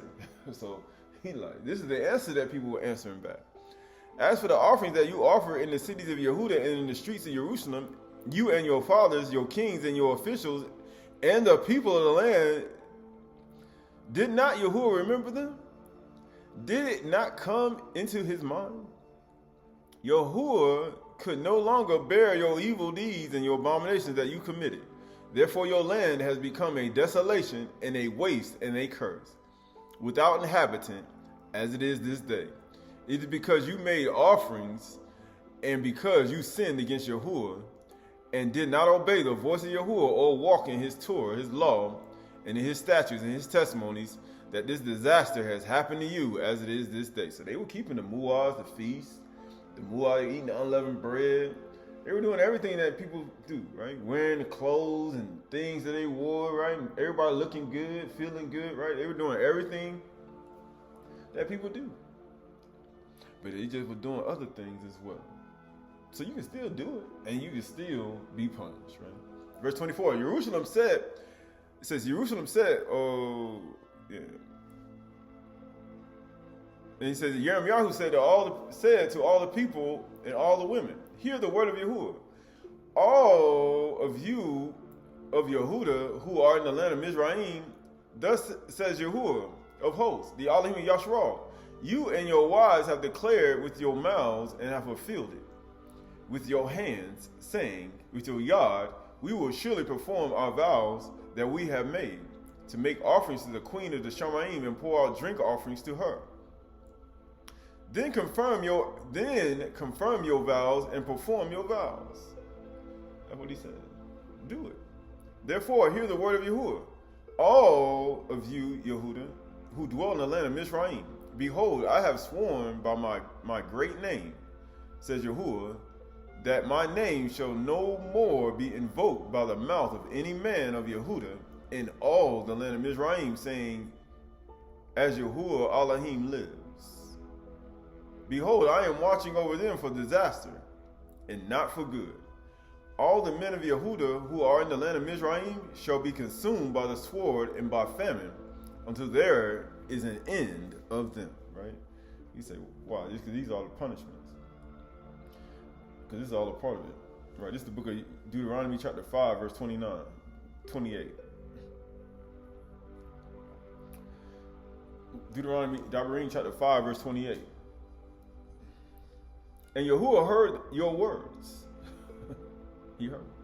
When you spoke to me, and Yahuwah said to me, I have heard the words of this people, which they have spoken to you. They are right in all that they have spoken. Right? He said, why? He said, why? Oh, that they had such a heart as this, to fear me and keep all my commandments, that it may go well with them and with their descendants forever. Go and say to them, return to your tents. But you stand here by me, and I will tell you the whole commandment that and the statutes and the rules that you shall teach them, that they may do them in the land that I am giving them as possession. Right? Going back to Yirmiyahu chapter 44 and verse 27. Behold, I am watching over you for disaster and not for good. All the men of Yehuda who are in the land of Mizraim shall be consumed by sword and by famine until there is no end of them. And those who escape the sword shall return to the land of Mizraim. He says, and those who escape the sword shall return to the land of Mizraim, to the land of Yehuda, few in number. And all the remnant of Yehuda who came to the land of Mizraim to live shall know whose word will stand, mine or theirs. This shall be the sign to you, declares Yahuwah, that I will punish you in the place in order that you may know that my words will surely stand against you for harm. Thus says Yahuwah, behold, I will give Pharaoh to Hophra, the king of Mizraim, into the hand of his enemies, and into the hand of those who seek his life, as I gave Zedekiah, the king of Yehuda, into the hand of Nebuchadnezzar, king of Babylon, who was his enemy and sought his life. So now you see how he do it. Because being that Yehuda won't obey Yahuwah's voice, he said, you know, the enemies of the rulers, of the kings of the country, I'm going to have the enemies come and take over the country. And you're going to be sitting up under them. Being that you're so comfortable making things to other gods, now I'm finna take away all your little cloak that you had while you were doing it. And I'm going to create war. Just so you won't have no peace and shalom. Just so you can go be so comfortable worshiping your other gods. Why? Because that's a part of it. He says, so why did he do that? Right, so this is the book of Exodus, Shamaym, chapter 20 and verse 3. Exodus, Shamaym 20 and 3. You shall have no other gods before me. Ye shall not make for yourselves a carved image or any likeness of anything that is in the Shamaym above, or in the earth beneath, or that is in the water under the earth. Ye shall not bow down to them or serve them. For I, Yahuwah, am a jealous Elohim, visiting the iniquity of the fathers upon the children in the fourth generation to those who hate me, but showing steadfast love to thousands of those who love me and keep my commandments. Why? That's all a part of it. This is Hebrews chapter 11. Ayshr chapter 11, verse 28.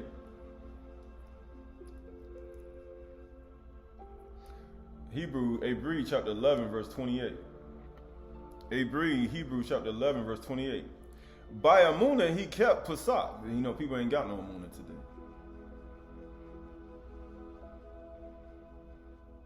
You know, because they've been driven from one Amunah and then went after Satan's Amunah, Shaitan's Amunah. You know, people say that's the same faith.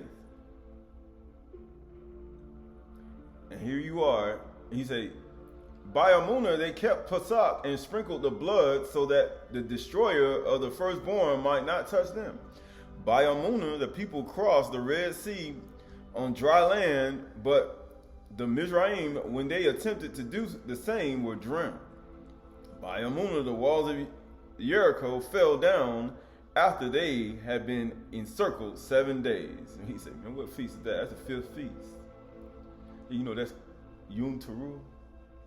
Then it says, by Amunah, Rahab, the prostitute, did not perish with those who were disobedient, because she was given a friendly welcome to the spies. Right? These are all by Amunah, because they help people in Amunah. So therefore, you must have a little bit of Amunah by helping me do this Amunah that I'm doing, even though you're just a prostitute and you sleep around. Right? He said, you must got a little bit of Amunah in you to believe what we're saying. And what more shall I say?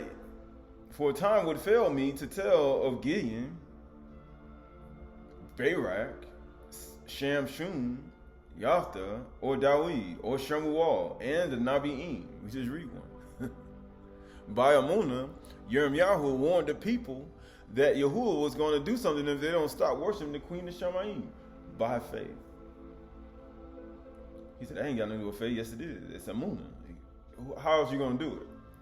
That's his belief. Verse 33, who through Amunah conquered kingdoms, enforced justice, obtained promises, stopped the mouths of lions, quenched the power of fire, escaped the edge of the sword, were made strong out of weakness, became mighty in war, put foreign armies to flight. This is what Satan don't want you to know. He don't want you to know about Amunah, because Amunah is something that can't. He said, I'm going to teach you Amunah. He said, if Amunah come by hearing about the bar. But if you don't do it, it's no Amunah. What point is that? What point is being weak and you hear about people who made weak by praying to Yahuwah and you don't do it? That means your faith is dead. You know what I say? I got Amunah. Okay, so when you weak, what do you do?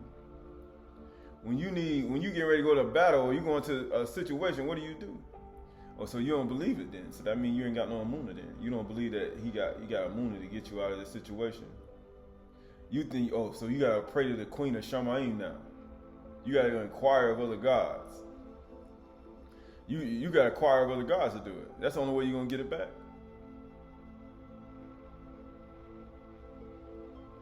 No, I'm gonna stick with the one I got. And he said, you know what? Amunah says, I'm gonna get it back. And things gonna happen for my favor. Why? Because I got Amunah that is gonna happen, right? I got faith. Get what it says?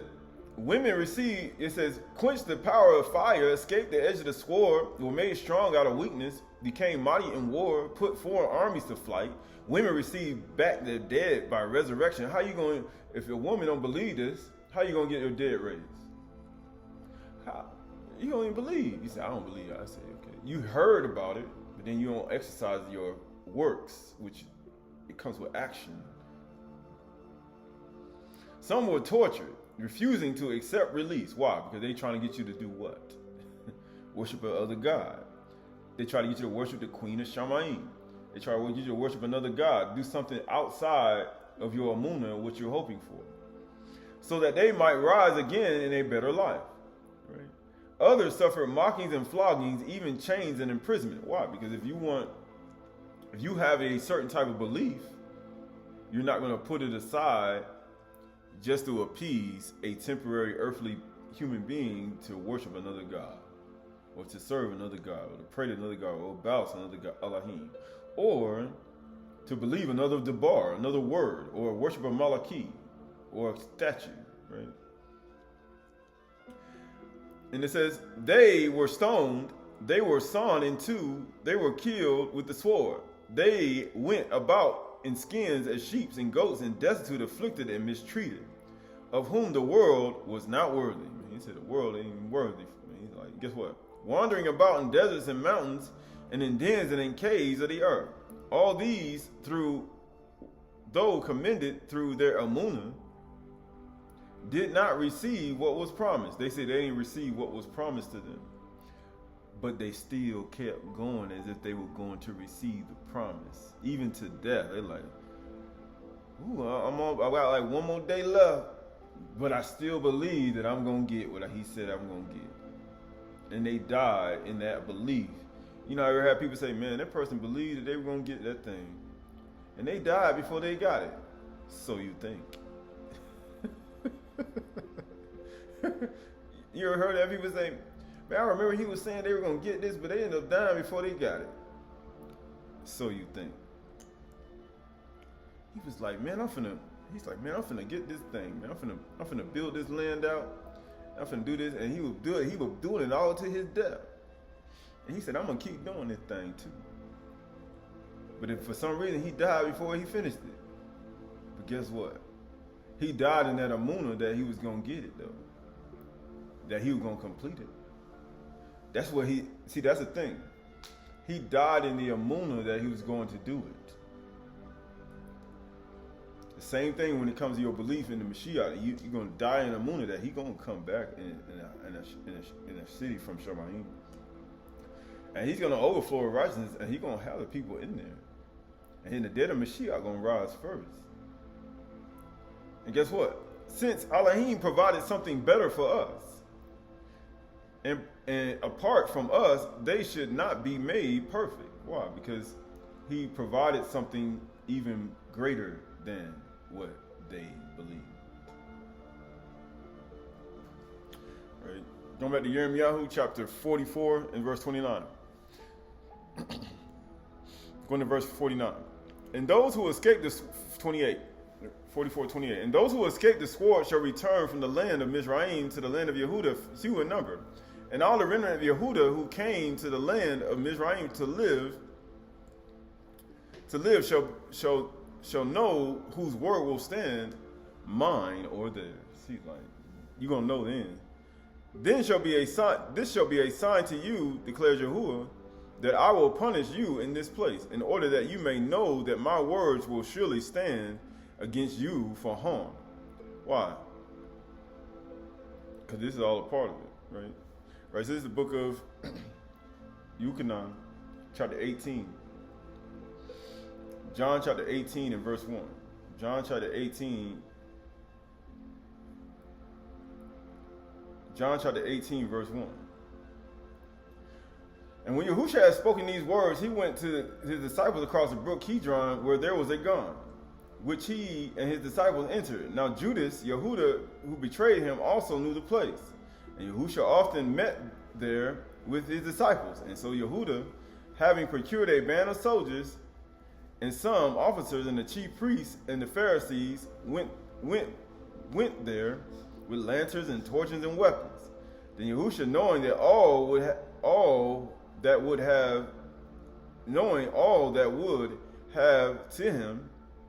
happen to him, came forward and said to them, whom do you seek? What do you mean all that was going to happen to him? Because Yirmiyahu just told the people all the stuff that's going to happen to them. And they knew all the things that was going to happen to them. And then, guess what?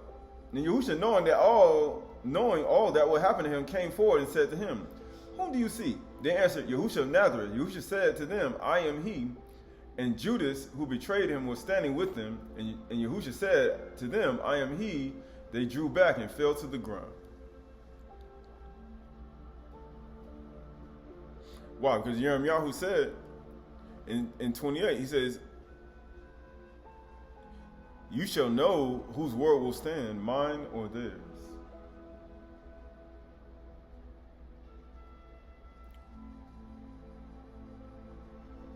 Because he said that. But guess what he said? He said, whom do you seek? So who you think words stood and whose didn't? Because they hit the ground. All right, skipping over to verse, staying right here. And when Yahushua said to them, I am he they drew back and fell to the ground, and he asked them again, whom do you seek? And they said, Yahushua of Nazareth. And Yahushua answered, I told you that I am he. So if you seek me, let these men go. This was to fulfill the word that he had spoken. Of those whom you have given me, I have lost none. Yirmiyahu 44:28, it says, and those who escape the sword shall return to the land of Mizraim, to the land of Yehuda, few in number. And the remnant of Yehuda who came from the land of Mizraim to live shall know whose word will stand, mine or theirs. He said, if I'm the person you seek, let these men go. Because there's only 12, there's only 11 of them. It was only a remnant of them. It was only 11. It was only 11 of them, right? And guess what it says? And then it says, go to Luke chapter 24. Luke chapter 24 and verse 40. Luke 24 and 40. And when he had said this, he showed them his hands and his feet. And they still disbelieved for joy and were marveling. And he said to them, have you anything to eat? Here to eat? Skipping over to verse 44. And then he said to them, these are the words that I spoke to you while I was still with you, that everything written about me in the law, in the Mashah, and the Nabi'im, and the Psalms must be fulfilled. Because he's going to show you whose word going to stand, mine or theirs. Then he opened their minds to understand the scriptures and said to them, thus it is written, it is thus that the Mashiach should suffer and on the third day rise from the dead, and that repentance and forgiveness of sins should be proclaimed in the name to all nations beginning at Jerusalem. Beginning from Jerusalem. From where? Are you talking about the place that was made desolate? You know, the person, we just reading Jeremiah 44, he's going to destroy that place. It's going to be a desolation. Right? He said, Yehuda going to be a desolation. But what he said? He said, you are the witnesses of these things. Why? Why do you think he's going to leave a remnant? After he destroy everything. We just read in Jeremiah 44, they want to make offerings to the queen of the Shamaym. And we're going to keep doing it. He said, well, we're going to find out whose word is right and who's not. Because you said you're going to continue to worship the king, queen of Shamaym. But Yahuwah say, nah, we're going to find out whose word is right and who's not. Because Yahushua said, for this hour I came into the world. He said, if the son of Adam be lifted up, I'm going to draw all people to myself. He said, you ain't going to be worshiping no queen of no Shamaym anymore. That's what he was literally telling them. We're going to find out who word going to stand and who not. Right? But he said, you are witnesses of these things. That's why he left a remnant after he destroyed everything. That's why he rent the temple in two with an earthquake. And that's why he scattered Yehuda out of Jerusalem after he rose and he left. He's like, don't wait for me, wait for your children. There's going to come a time they're going to lay you flat to the ground. And amazingly, he said that to who? Oh, you talking about the women who like to worship the queen of the Shamaym. He said, you like worshiping the queen of the Shamaym. He said, don't wait for me. Wait for yourselves and for your children. For it's going to come a time they're going to lay you flat to the ground. And they did. And they scattered you out of Jerusalem, right? And you're no longer there. And you know what happens? He said, you are witness of these things, and behold, I am sending the promise of my Father upon you, but stay in the city until you are clothed with power from on high. Why? He said, just stay in the city. Because they don't think that I'm going to destroy this place. And he did. and you're going to be scattered. Because you ain't think it was going to happen. Just look at Matthew 24:1. Nobody believed it. Right? They ain't even you got to have a munah for that too. You know, people say, I got a munah to get salvation. Well, you got to have a munah for the other stuff he's going to do too. You got to believe that he's going to do that too. This is Matthew 24:1. Yahushua left the temple and was going away. And when his disciples came to the point out him the buildings of the temple, he answered them, you see all these? Do you not? Truly I say to you, there will not be left one stone upon another that will not be thrown down. Right? But that's all a part of it, right? That's all a part of it. Let me get out of here. Right? This is the book of 2 Samuel, Shamuel 23, 1-7. Now these are the last words of Dawid, the oracle of Dawid, the son of Yeshai, the oracle of the man whom was raised on high and anointed of Elohim of Yaakov, the sweet psalmist of Yasharal. The Ruach of Yahuwah speaks by me, and his word is on my tongue. The Elohim of Yasharal has spoken, the Ruach of Yasharal has said to me, when one rules justly over men and women, ruling in the fear of Elohim, he dawns on them like the morning light. Bakar, like the sun shining forth on a cloudless morning, like rain that makes grass to sprout from the earth. He said, it's just like the Shamash, it's like the Geshem, it's just like the a cloudless morning, right? But that's all a part of it, right? It's just like the cloudless morning. It's like matar, right? It's like rain. It's like rain. It's like rain, and that rain that makes things dasher. Right? It's like rain that makes things dasher, right? Verse 5 says, "For does not my house stand so with Elohim? For he has made with me an everlasting covenant, ordered in all things and secure. For will he not cause to prosper all my help and my desire?" He said, man, there ain't nothing prospering right now. But who gonna cause you to prosper? Yahuwah gonna call you to prosper. All my help and my desire. Not the queen of Shamaym. Not the other gods and the other Elohims, right? But worthless men are like thorns that are thrown away. He's like, worthless men and women. For they cannot be taken with the hand. But the man who touches them arms himself with iron and the shafts of a spear, and they are utterly consumed with fire. Why? Because that's all a part of Yahuwah's destruction when he comes, right? So that word for rise, how you say shining, the word for shining is a rock. He said he is like the sun shining. That word for shining is the rock. It's like rise. It means to come forth, to break, to rise up, to irradiate. That is to rise. Right, to dawn. Just like the Shamash in the morning, on a cloudless morning. You only can see the Shamash on a cloudless morning by the shoreline. Most people never seen it before. When a cloudless morning, when the sun rises off the horizon, that's what the ethers represent, the Shamayims represent.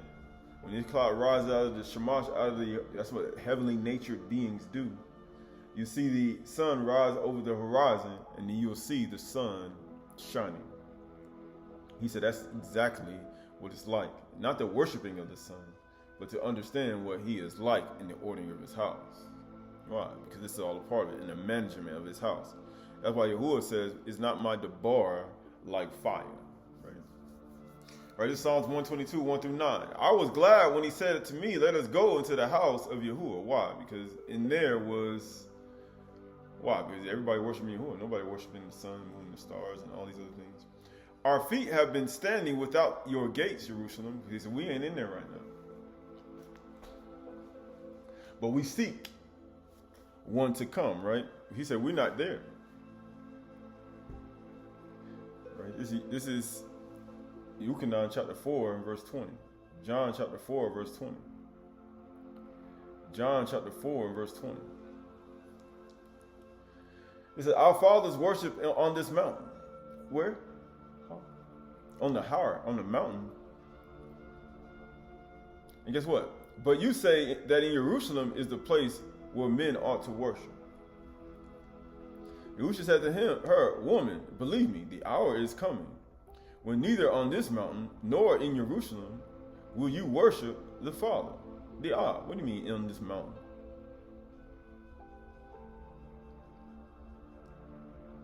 Right? He said you will not worship the Father, Yahuwah, right?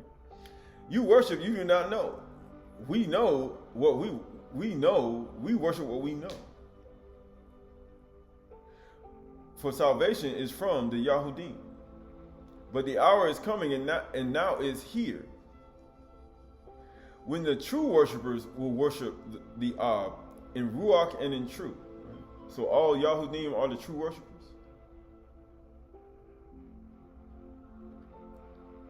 So all Yahudim and Yehuda are the true worshipers. No, because some still worship idols. Some still offer drink offerings to other gods, wheat for Tammuz, and worship the sun. Some still pouring out drink offerings to other things and doing other things they have no business doing. So everybody is not the true worshipers of Yasharal, of Yahuwah. Everybody not. But the hour is coming and now is here when the true worshipers will worship the Father, the Ab, in Ruach and Amath, truth. For the Ab is seeking such to worship him. He's seeking a remnant because he's going to destroy the rest. We just read in Jeremiah 44 and in other writings, he said he's getting rid of those things because they're not of the Shamaym nature. They're earthly nature. They of the earth. They're of the lower nature. Yahuwah Elohim is Ruach, and those who worship him must worship him in Ruach and in truth. That's the only way you can actually do it properly. Or his anger is going to be against you. Just like we read all the things you got to put away because the wrath of Yahuwah is coming. When you worship him with these things in your heart and your mind, then the wrath of Yahuwah come upon you. When you worship him with those things in your heart and your mind, the things you got to put away. If you don't put them away, then his anger is coming against you and he upset the whole Shamaym.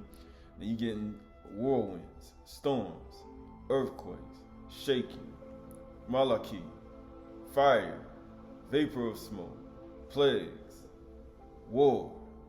You get that. And it just be him. The woman said to him, I know that Mashiach is coming. When he comes, he will tell us all things. Yahushua said to her, I who speak to you am he. Yahushua, right, going back to Psalms 122, 1 through 9. I was glad when they said, let's go to verse 2. It says, Jerusalem, built as a city that is bound firmly together, right? As a cod, to which the tribes go up. To which the tribes go up. The tribes of Yahuwah. Who are the tribes of Yahuwah? As was decreed for Yasharal, the 12 tribes of Yasharal. Jerusalem was made for them.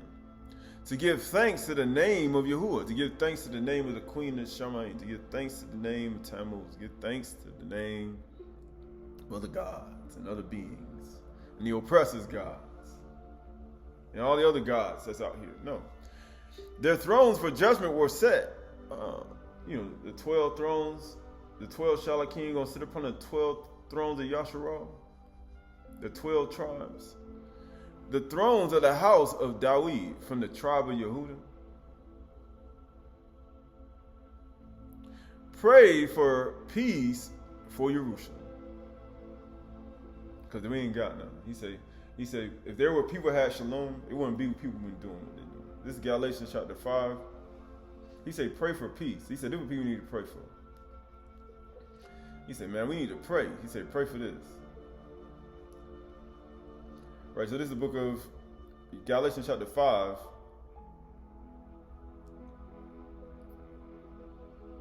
Verse 7. Galatians chapter 5, verse 7. You were running well. Who hindered you from obeying the truth? Because you must worship him in Ruach and in truth. Guess what? This persuasion is not from him who calls you. A little leaven leavens the whole lump. Because you know why he said a little leaven leavens the whole lump? Because by Amunah, they kept Pesach. They kept Kagmatzah by Amunah. That's why he said a little leaven leavens the whole lump. By Amunah, you're supposed to do it. I have confidence in Yahuwah that you will take no other view. He said, this is the truth, right? What you gonna go, you know what, it's not a little leaven leavens the whole lump.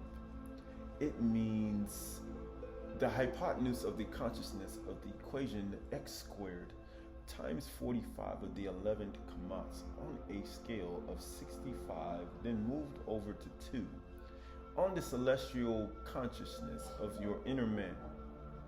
He says, a little leaven's a whole lot. That's like you get a bread and you put some more leaven in it and then make it rise, right? Make it get to a big old bread, right? So he's trying to stop. He's like, this little leaven gonna make this whole thing big. He said, we don't want to be fat, right? That's basically what he's saying. We don't want to be fat, right?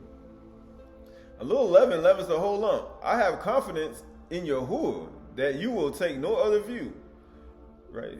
Make sure, he said, that's it. And the one who is troubling you will bear the penalty, whoever he or she is. Now you see why. You must worship him in Ruach and in truth. Because there is a penalty according to the 10 Commandments. You know, Exodus chapter 20, right? And all the other gods, things you're not supposed to do, and all the laws and things. He's like, you're going to bear the penalty. You know the fines on those things when you disobey? Man, there are fines. They got like 50 shekels of silver fines. 100 shekels of silver fines. Man, they got all types of fines in there. You telling me that's what you want? Now think about it, you can't pay it. So think about if you can't pay it. I can't pay the fine. So who, you know what you say? He said you're gonna be thrown into prison until you pay every last penny. You know what that means? You know in prison that means Sheol. That mean things you're gonna have to be praying, confessing your sins and get up out of there. Cause you ain't no way in the world you're gonna get out of that thing. You know the penalty on that? And people say, I want to go through that. That's serious stuff. It's not a game. People think it's a joke. It's not a game, right? Because you know why people in there, because they never been punished before. They never had the penalties. You know, they never had a penalty happening before. That's why they don't think it's serious like that. Because you ain't never had one. The one who is troubling you will bear the penalty, whoever he or she is.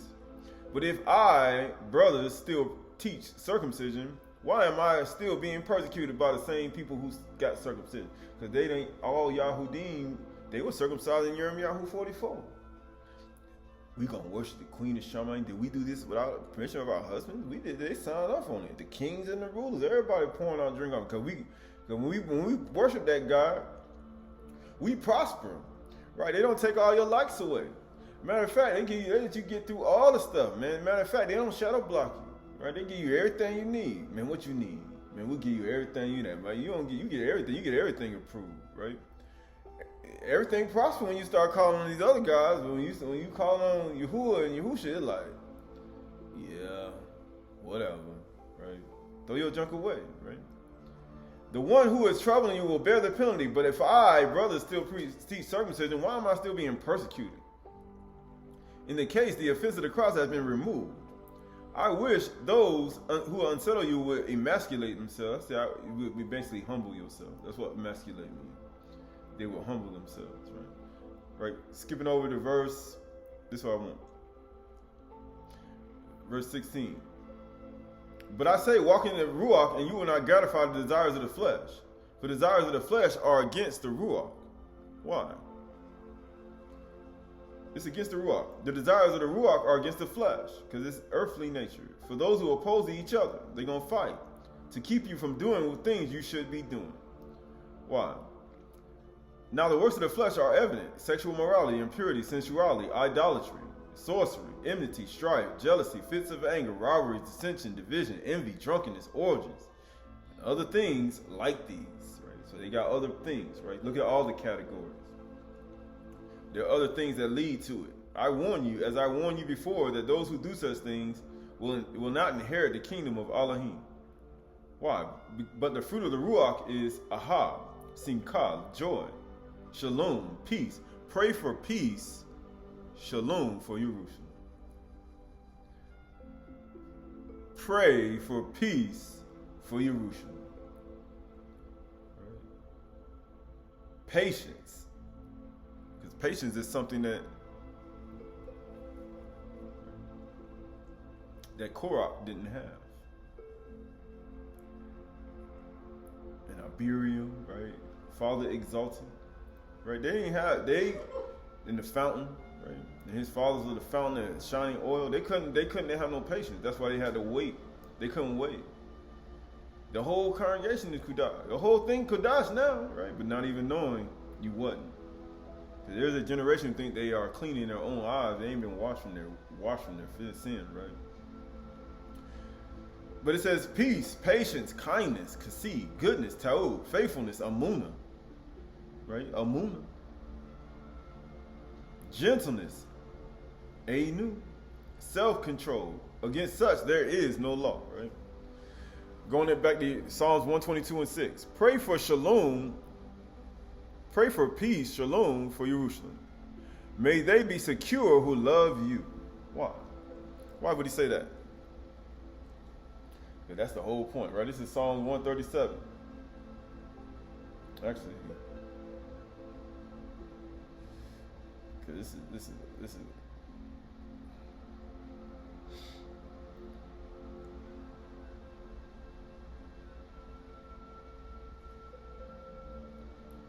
Yeah, Psalms 137 and 1. Psalms 137 and 1. By the waters of Babylon, we sat down and wept when we remembered song. On the willow, there we hung our lyres. For there our captors required of us a song. And our tormentors mirth, saying, sing us one of them songs, a song, right? They want us to sing. How shall we sing Yahuwah's song in a foreign land? If I forget you, O Jerusalem, let my right hand forget its skill. How to play. Why? Let my tongue stick to the roof of my mouth if I don't remember you. If I do not set Jerusalem above my highest joy. He say what? He say what? He said if I don't, cause where's Yahuwah at? In the Shamaym. Where's Yahuwah at? In the Shamaym, right? So this is going back to Hebrews chapter 4. We almost finished.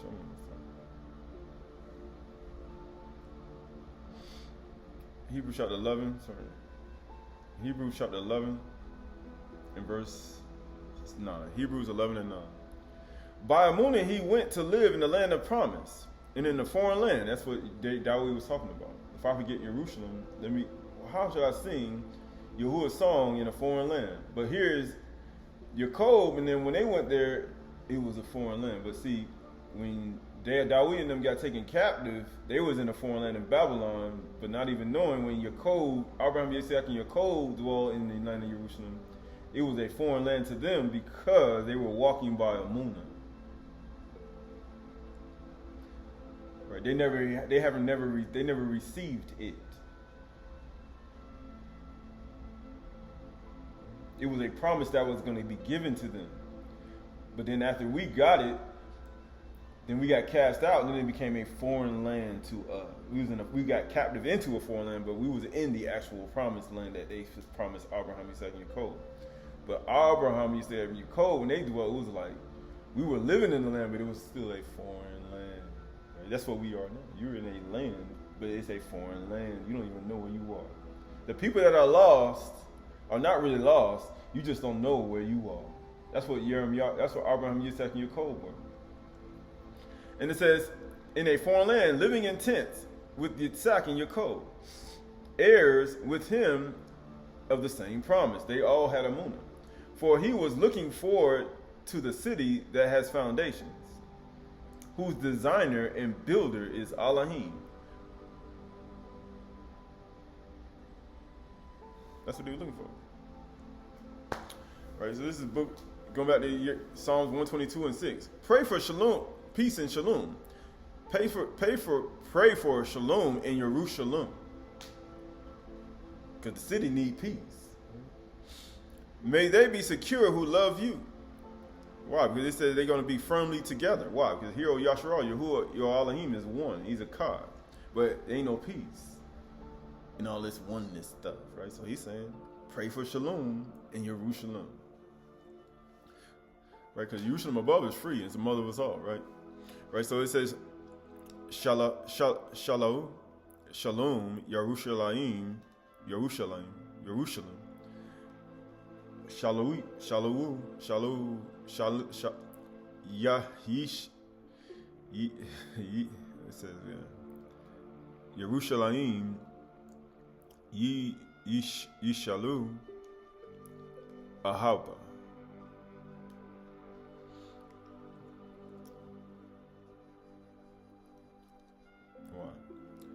May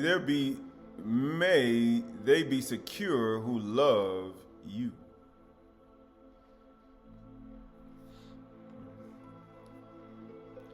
That's the whole point.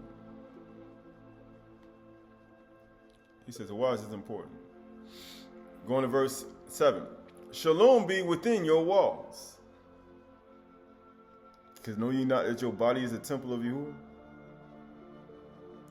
And you're supposed to have peace within your walls, in your palace, and security within your towers. Right? You're supposed to be weaponized.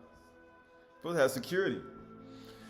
For my brothers and companions' sake, I will say, shalom within you. He says, so why wouldn't you have shalom within you? This is Yeshayahu, Isaiah. Who do men say that you are? Some say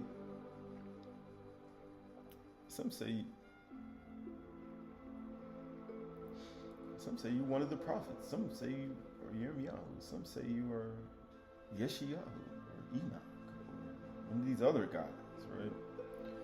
Or this book of Yeshayahu, I think it's Yeshayahu 57.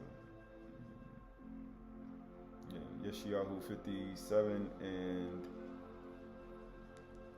Yeshayahu 57 and 17. Yeshayahu 57:17. This is why you won't have no shalom on the inside. Because of the iniquity of his unjust gain, I was angry. What they were doing, when we were offering to the queen of the Shamaym, when we were prospering, we had plenty of food. When we were worshiping other gods, we started forsaking Yahuwah and Yahusha. We started getting other things. Because of the iniquity of his unjust gain, I was angry. You were mad. And I struck him and I hit my face and was angry. Why do you think they hit Yahusha in the side of the face? They say, nah, but you Mashiach. They took a reed and hit him in the head. And then Yahusha on the cross said, my Elohim, why hast thou forsaken me? Because of the sins of them. But he went on backsliding in the way of his own heart. You went on ahead. I have seen his ways, but I will heal him to Yahuwah. He said, I've seen it though. I heard their words. I will lead him and restore comfort to him and his mourners, creating the fruit of the lips. Shalom, shalom to the far and to the near, says Yahuwah. For the sake of my brothers and my companions, I say shalom. In the name of Yahusha. Why? Because Yahusha died for your sins that you may have peace. Says Yahuwah, I will heal him. But the wicked are like the tossing sea. Man, they like the disciples on the ship. You master, you don't care that we perish? Guess what? For it cannot be quiet, man. You just like the tossing sea. You can't shut up. You can't be quiet, can you? Guess what? He said you're supposed to be of a meek and quiet ruach, right? Matter of fact, he told us to be of a quiet ruach, to live a peaceful and quiet life like Yaakov. Remember what Yaakov was? He was a quiet man, dwelling in tents. Isn't that what he was? And wasn't they the ones that dwell in tents hoping for a better promise of a moon of a better place? But for some reason, people can't be quiet. They talking. I'm talking about, boy, it's something coming on every day. I'm talking about 5 teasers a day. They're like, man, y'all can't shut up, can you? These people still talking. I'm like, man, ain't nowhere in the world. You know, I said in the ball, but you can't tell them nothing. But you ain't gonna say nothing. The ball ain't gonna listen to you. Once the ball get going, it ain't. Man, he a worthless man. You can't say nothing to him. You can't say nothing to their whole people. Right? Then when Yirmiyahu was talking to all the people, and they said, we don't care what you say. We still gonna do it. You know what they say? Yirmiyahu said, we're gonna find out whose words are right and who's not. But the wicked are like the tossing sea. We cannot be quiet. And its waters toss up mire and dirt. He said, that's all they do. Oh, you're gonna find some dirt. You're gonna find some dirt in every single human being on earth. You dig a little deep. I promise you. Ain't nobody ain't got no dirt. You're gonna find something. So please don't be thinking like, he's so perfect and righteous and pure. Right? I don't care how kind and loving the people talk. They can have the best commercial with the best lights, with the best things, the P word. Right? You know how they say the P word or the latter day. It doesn't matter how you look. You got dirt. Everybody got dirt. Don't believe it, right? Right? Benjamin, how many in Levi? Everybody got dirt. So please don't be thinking like everybody ain't got no dirt. Everybody got dirt. You believe me. There is no peace, said Ma Elohim, to the wicked. I assure you, if you weren't wicked, then you should have came back here by now. The harvest is right. Matter of fact, if everybody had no dirt, then what's the point? Yahuwah would have been to harvest this thing out and ended this. But he long suffering to no one should perish, that all should come to repentance, to get out of Sheol. That means everybody got to confess their sins. And every knee going to have to bow and hit their ground. Right? You got to confess. You got to confess everything you've done. So you can prevail over Satan and get out of Sheol. You got to confess all your sins from birth to present. All the things you can recollect according to the Torah, and also the things you know that's wrong. You be like, that's wrong. Even though it's in the same category of that. Right? You know, like it's not hard. The higher being, when you get to the Shamaym mind, the higher ether, you be like, man, that emotion really does take me over here. So, and it makes me commit this, so I can't do that. You started getting that higher state of being. You start to see the sin inside of you. It's not that difficult. It's not rocket science. Right, going back to these Psalms 122 and 8, 122 and 7. Shalom be within your walls and security within your towers. The only way you're going to get there, you can't be wicked. You can't have the works of the flesh. I assure you, all those fighting and quarreling, ain't nowhere in the world they got peace on the inside of them. Even though they may look like it, right? Man, you got the nice video with the drone flying over with everything like that, and look all great, right? I assure you, all that fighting and quarreling and rivalries ain't nowhere in the world. They got some shalom on the inside of them. I promise you. Verse 8. For my brothers and my companions' sake, I say shalom within you, because you need it. You need a time where it's so quiet where you just hear nothing. It's about 3 o'clock in the morning. You don't hear nothing. You ain't even car on the road, right? Even if you're by the highway, ain't nothing. It's just quiet. For the sake of the house of Yahuwah, our Elohim, I will seek your good, because that's part of the fruits of the Ruach. What is it? Goodness. Because you're supposed to be good all the time, or you're not going to be a good manager. Because in order to be a good manager, you got to have shalom within you. You ain't going to be no good manager. I promise you. If people going to have you erratic in your emotions, you got to be in a peaceful state in order to be a good manager. Right, this is the Nazarene actually the Shalakim. The Basur good news gives power over demons.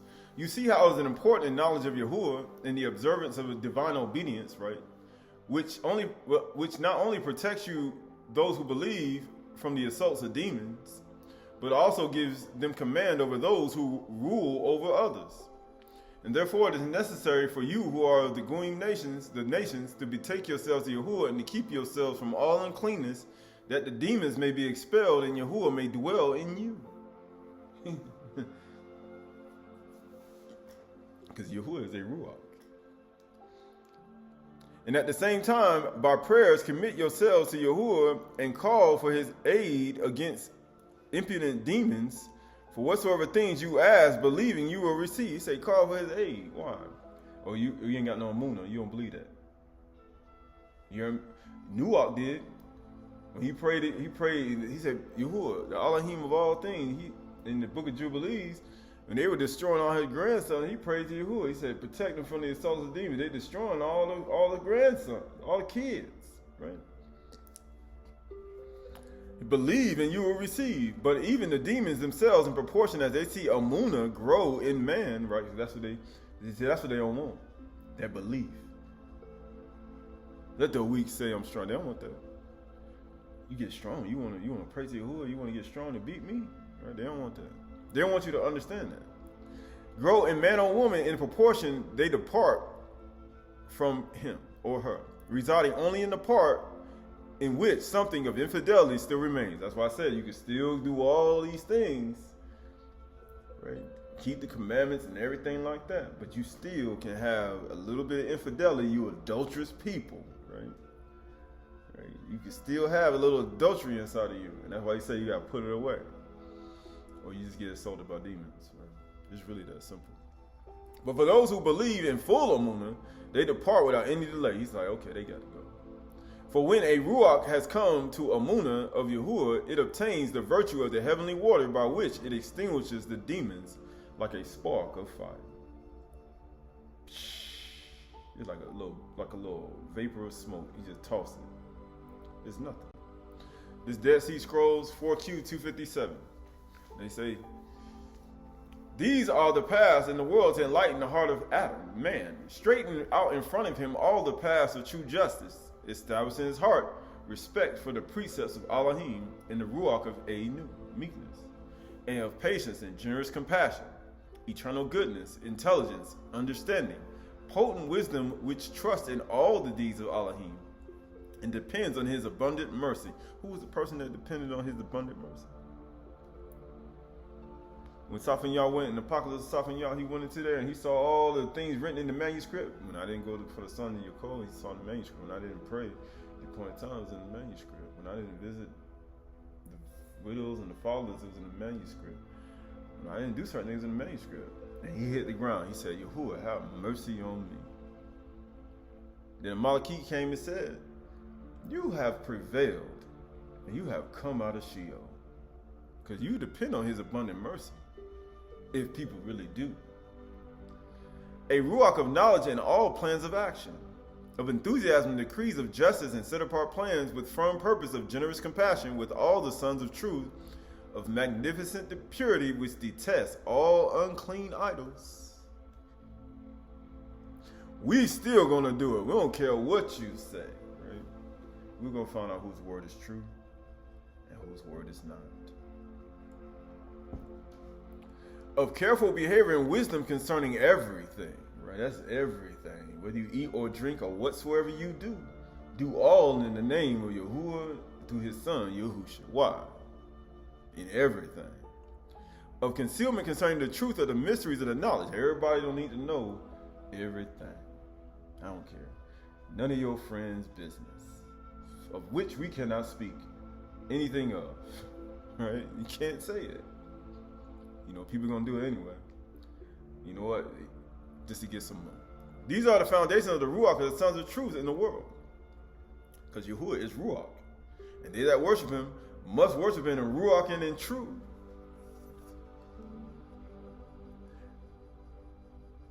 In Ruach and in truth in the world. So, are you really worshiping Yahuwah in Ruach and in truth?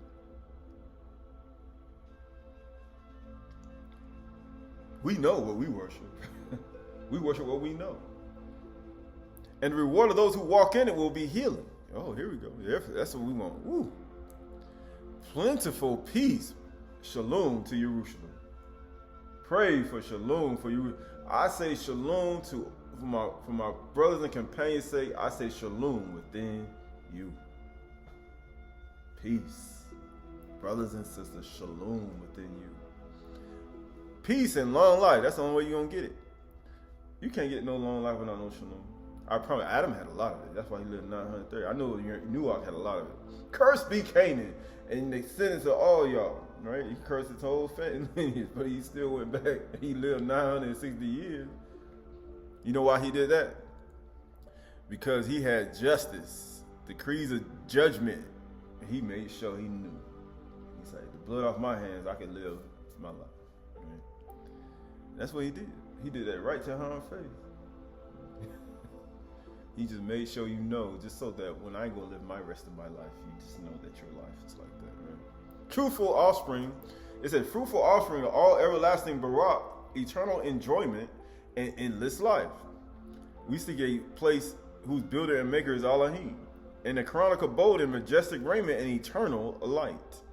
Their bodies celestial of the Shamaym nature, and their bodies terrestrial of the earthly nature. However, the ruach of deceit belongs greed, sluggishness in the service of justice, right? It takes too long. Wickedness, falsehood,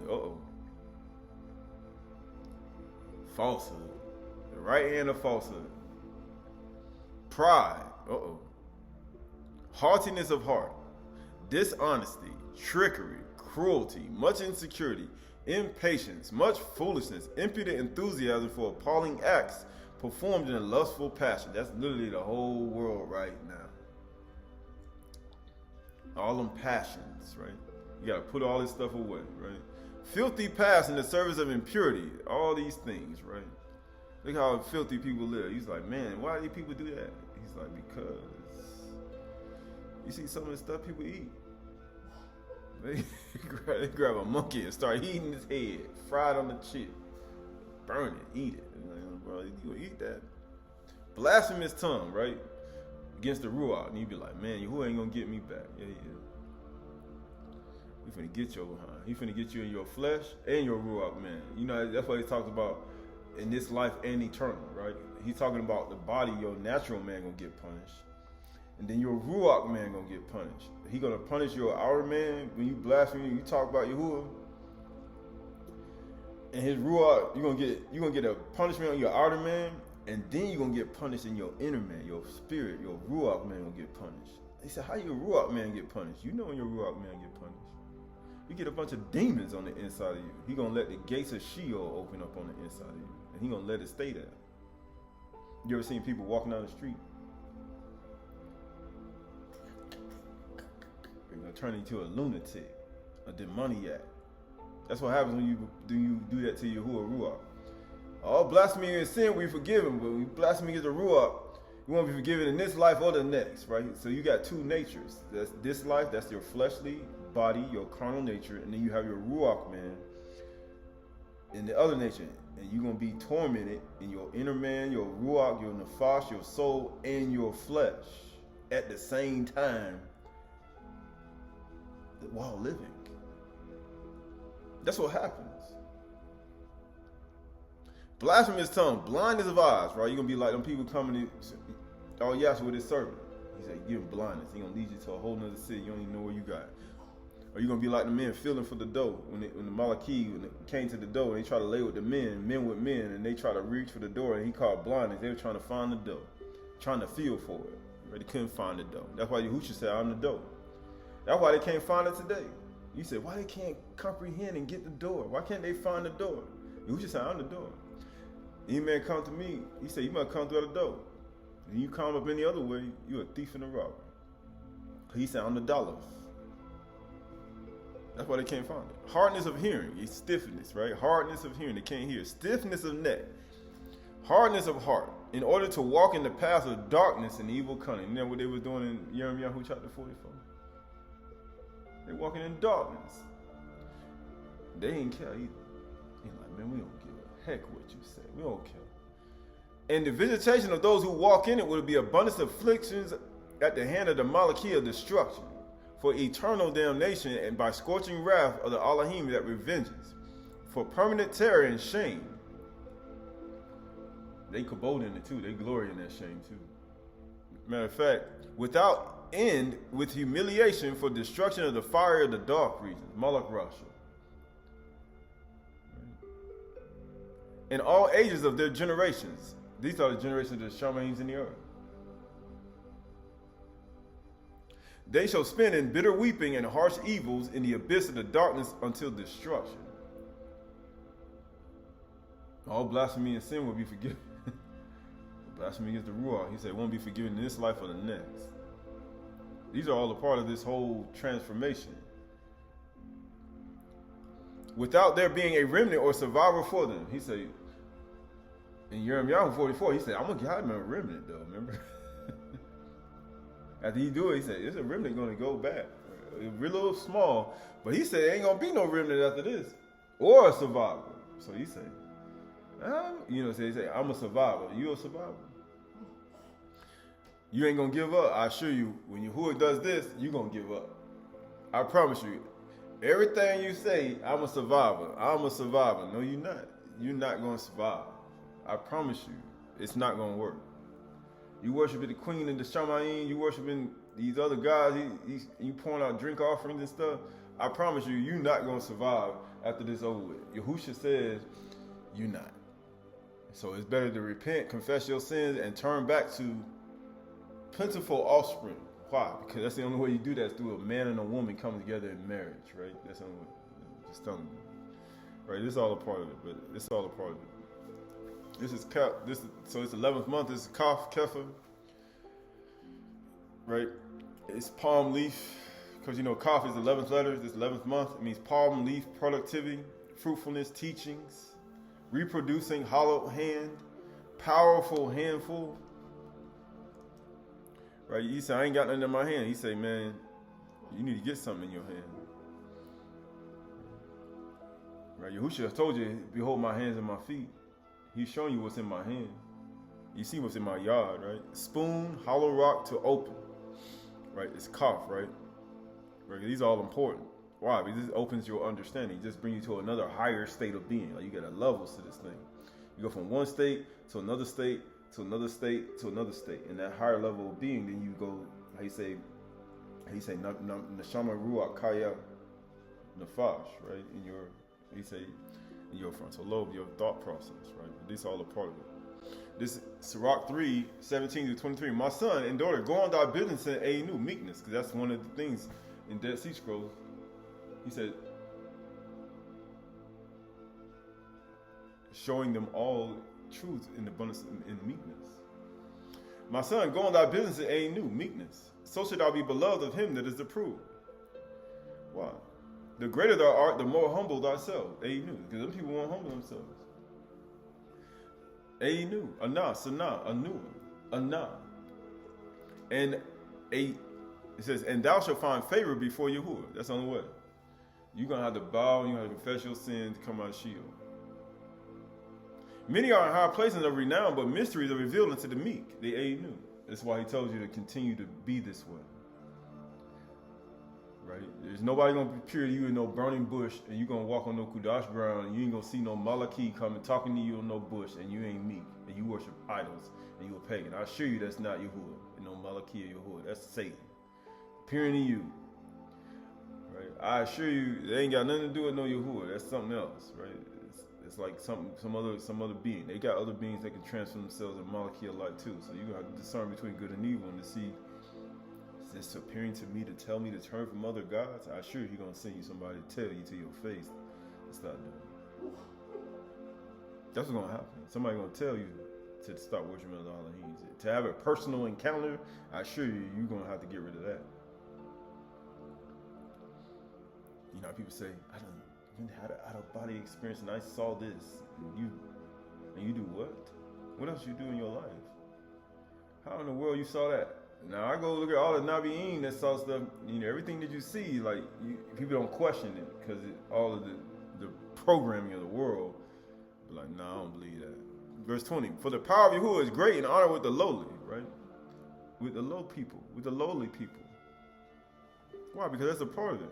Seek not out things that are too hard for thee, neither search for things that are above thy strength. Now, idol is above your strength.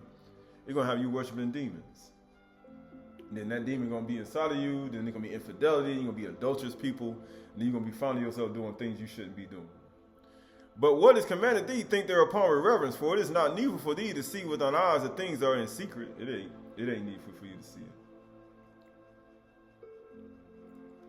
Be not curious in unnecessary matters, for more things are showed unto thee than men and women and children understand. Right? So this is the last thing. This is the Essene of truth. The Essene.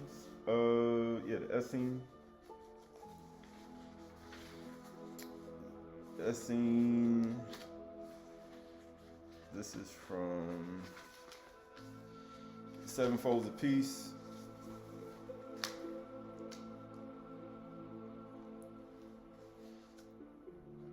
Yeah, it says, Barak is the child of light, who's wise in mind, for he shall create the Shamaym. The mind of the wise is a well-plowed field. Why? Because you're of the celestial heavenly nature. Their bodies earthly and their bodies heavenly. It says, is a well-plowed field, which giveth forth abundance and plenty. For if thou showest a handful of seeds to a wise man or woman, he will see in his mind's eye a field of golden wheat.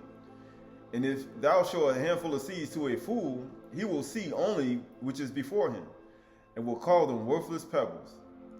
And as the field of the wise giveth forth grain in abundance, right? Because that which goes to the ground must die first. It comes out some type of wheat. It's going to be grain in abundance, and field of a fool is a harvest of only stones. So it is with our thoughts.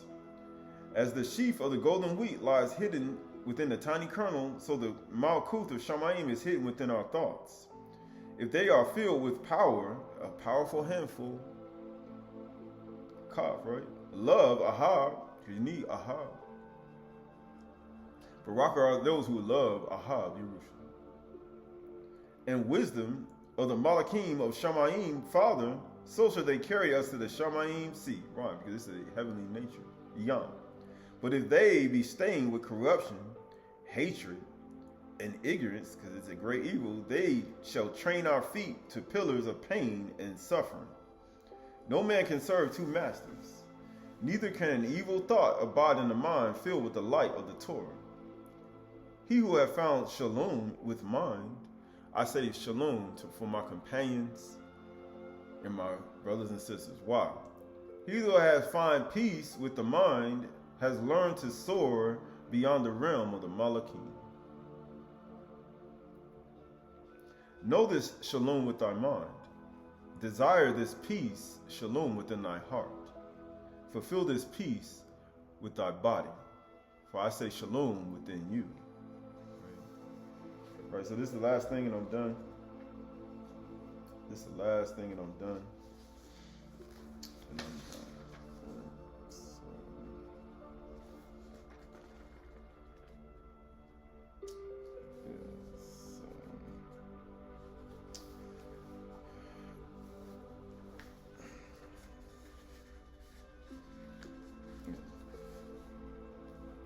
This is from the same book, the Essene Communions, right? So this is page 264. And on the first evening after Shabbat, actually going over to verse 263. And on the Shabbat evening, say these words, the Heavenly Father and I are one. And close your eyes, sons of light, and in sleep enter into the unknown realms of the Shamaym Father. And you will bathe in the light of the stars, the Kukab, and the Heavenly Father will hold you in his hand and cause a spring of knowledge to well up within you, a fountain of power pouring forth living waters, a flood of love and all-embracing wisdom, like the splendor of eternal light. And one day the eyes of your Ruach shall open, and you shall know all things. Right, so we look at all this, we look at Yahushua Mashiach, look at the truth that will make you free, the Amath, for the Ruach is willing, of the higher nature of the Shamayim, but the flesh of the earthly nature is weak. And to be of that weaker nature, one needs to understand what it's like to ask Yahuwah, and knowing that through Amunah, you can ask him to make that weak nature strong. And you can become a ruler of your weaker nature. And to know that to walk in righteousness, and he says Sadiq and Sadaqah, is to walk in the light of the Torah. For he said that the commandments, the lamp, and the teaching is the light, and instruction and reproof is a way of life. But it's a way of life to the city of Shalom, to the city of peace, to have Shalom within your walls and peace within your mind. But first you must put away the things that are causing the destruction within oneself. And by putting these things away, then one understands what it's like and what it is to walk and walking in truth. And not to worship other idols or the gods, or even to call on other things and to take on the genealogies and the Tuladah Shamaym, of your higher nature. To be of the earth is only temporary. To be of the higher nature is of eternal life. But this is the 11th month. I say this is Ayshr Chdsh, right? This is the 11th month. We look at the Qaf, we look at a powerful open hand. It's a powerful handful. And to take a handful of seeds, and you get a handful of seeds, a powerful handful, and all you see is they feel the golden wheat. And that golden wheat gonna produce lakam and bread. So when you offer during the first Shamaym, when you offer to Yahuwah on the Shulchan, and it's not gonna be polluted or stained with corruption and hatred and ignorance, then you end up doing things you shouldn't do. And these are all part of it. And the love and compassion of Yahushua Mashiach. So we look at the things we do on a day-to-day basis while we sit in the house, walk by the way, we lie down, we rise up. We say we look to stay Einu, to stay meek. For the meek, Einu, shall inherit the earth.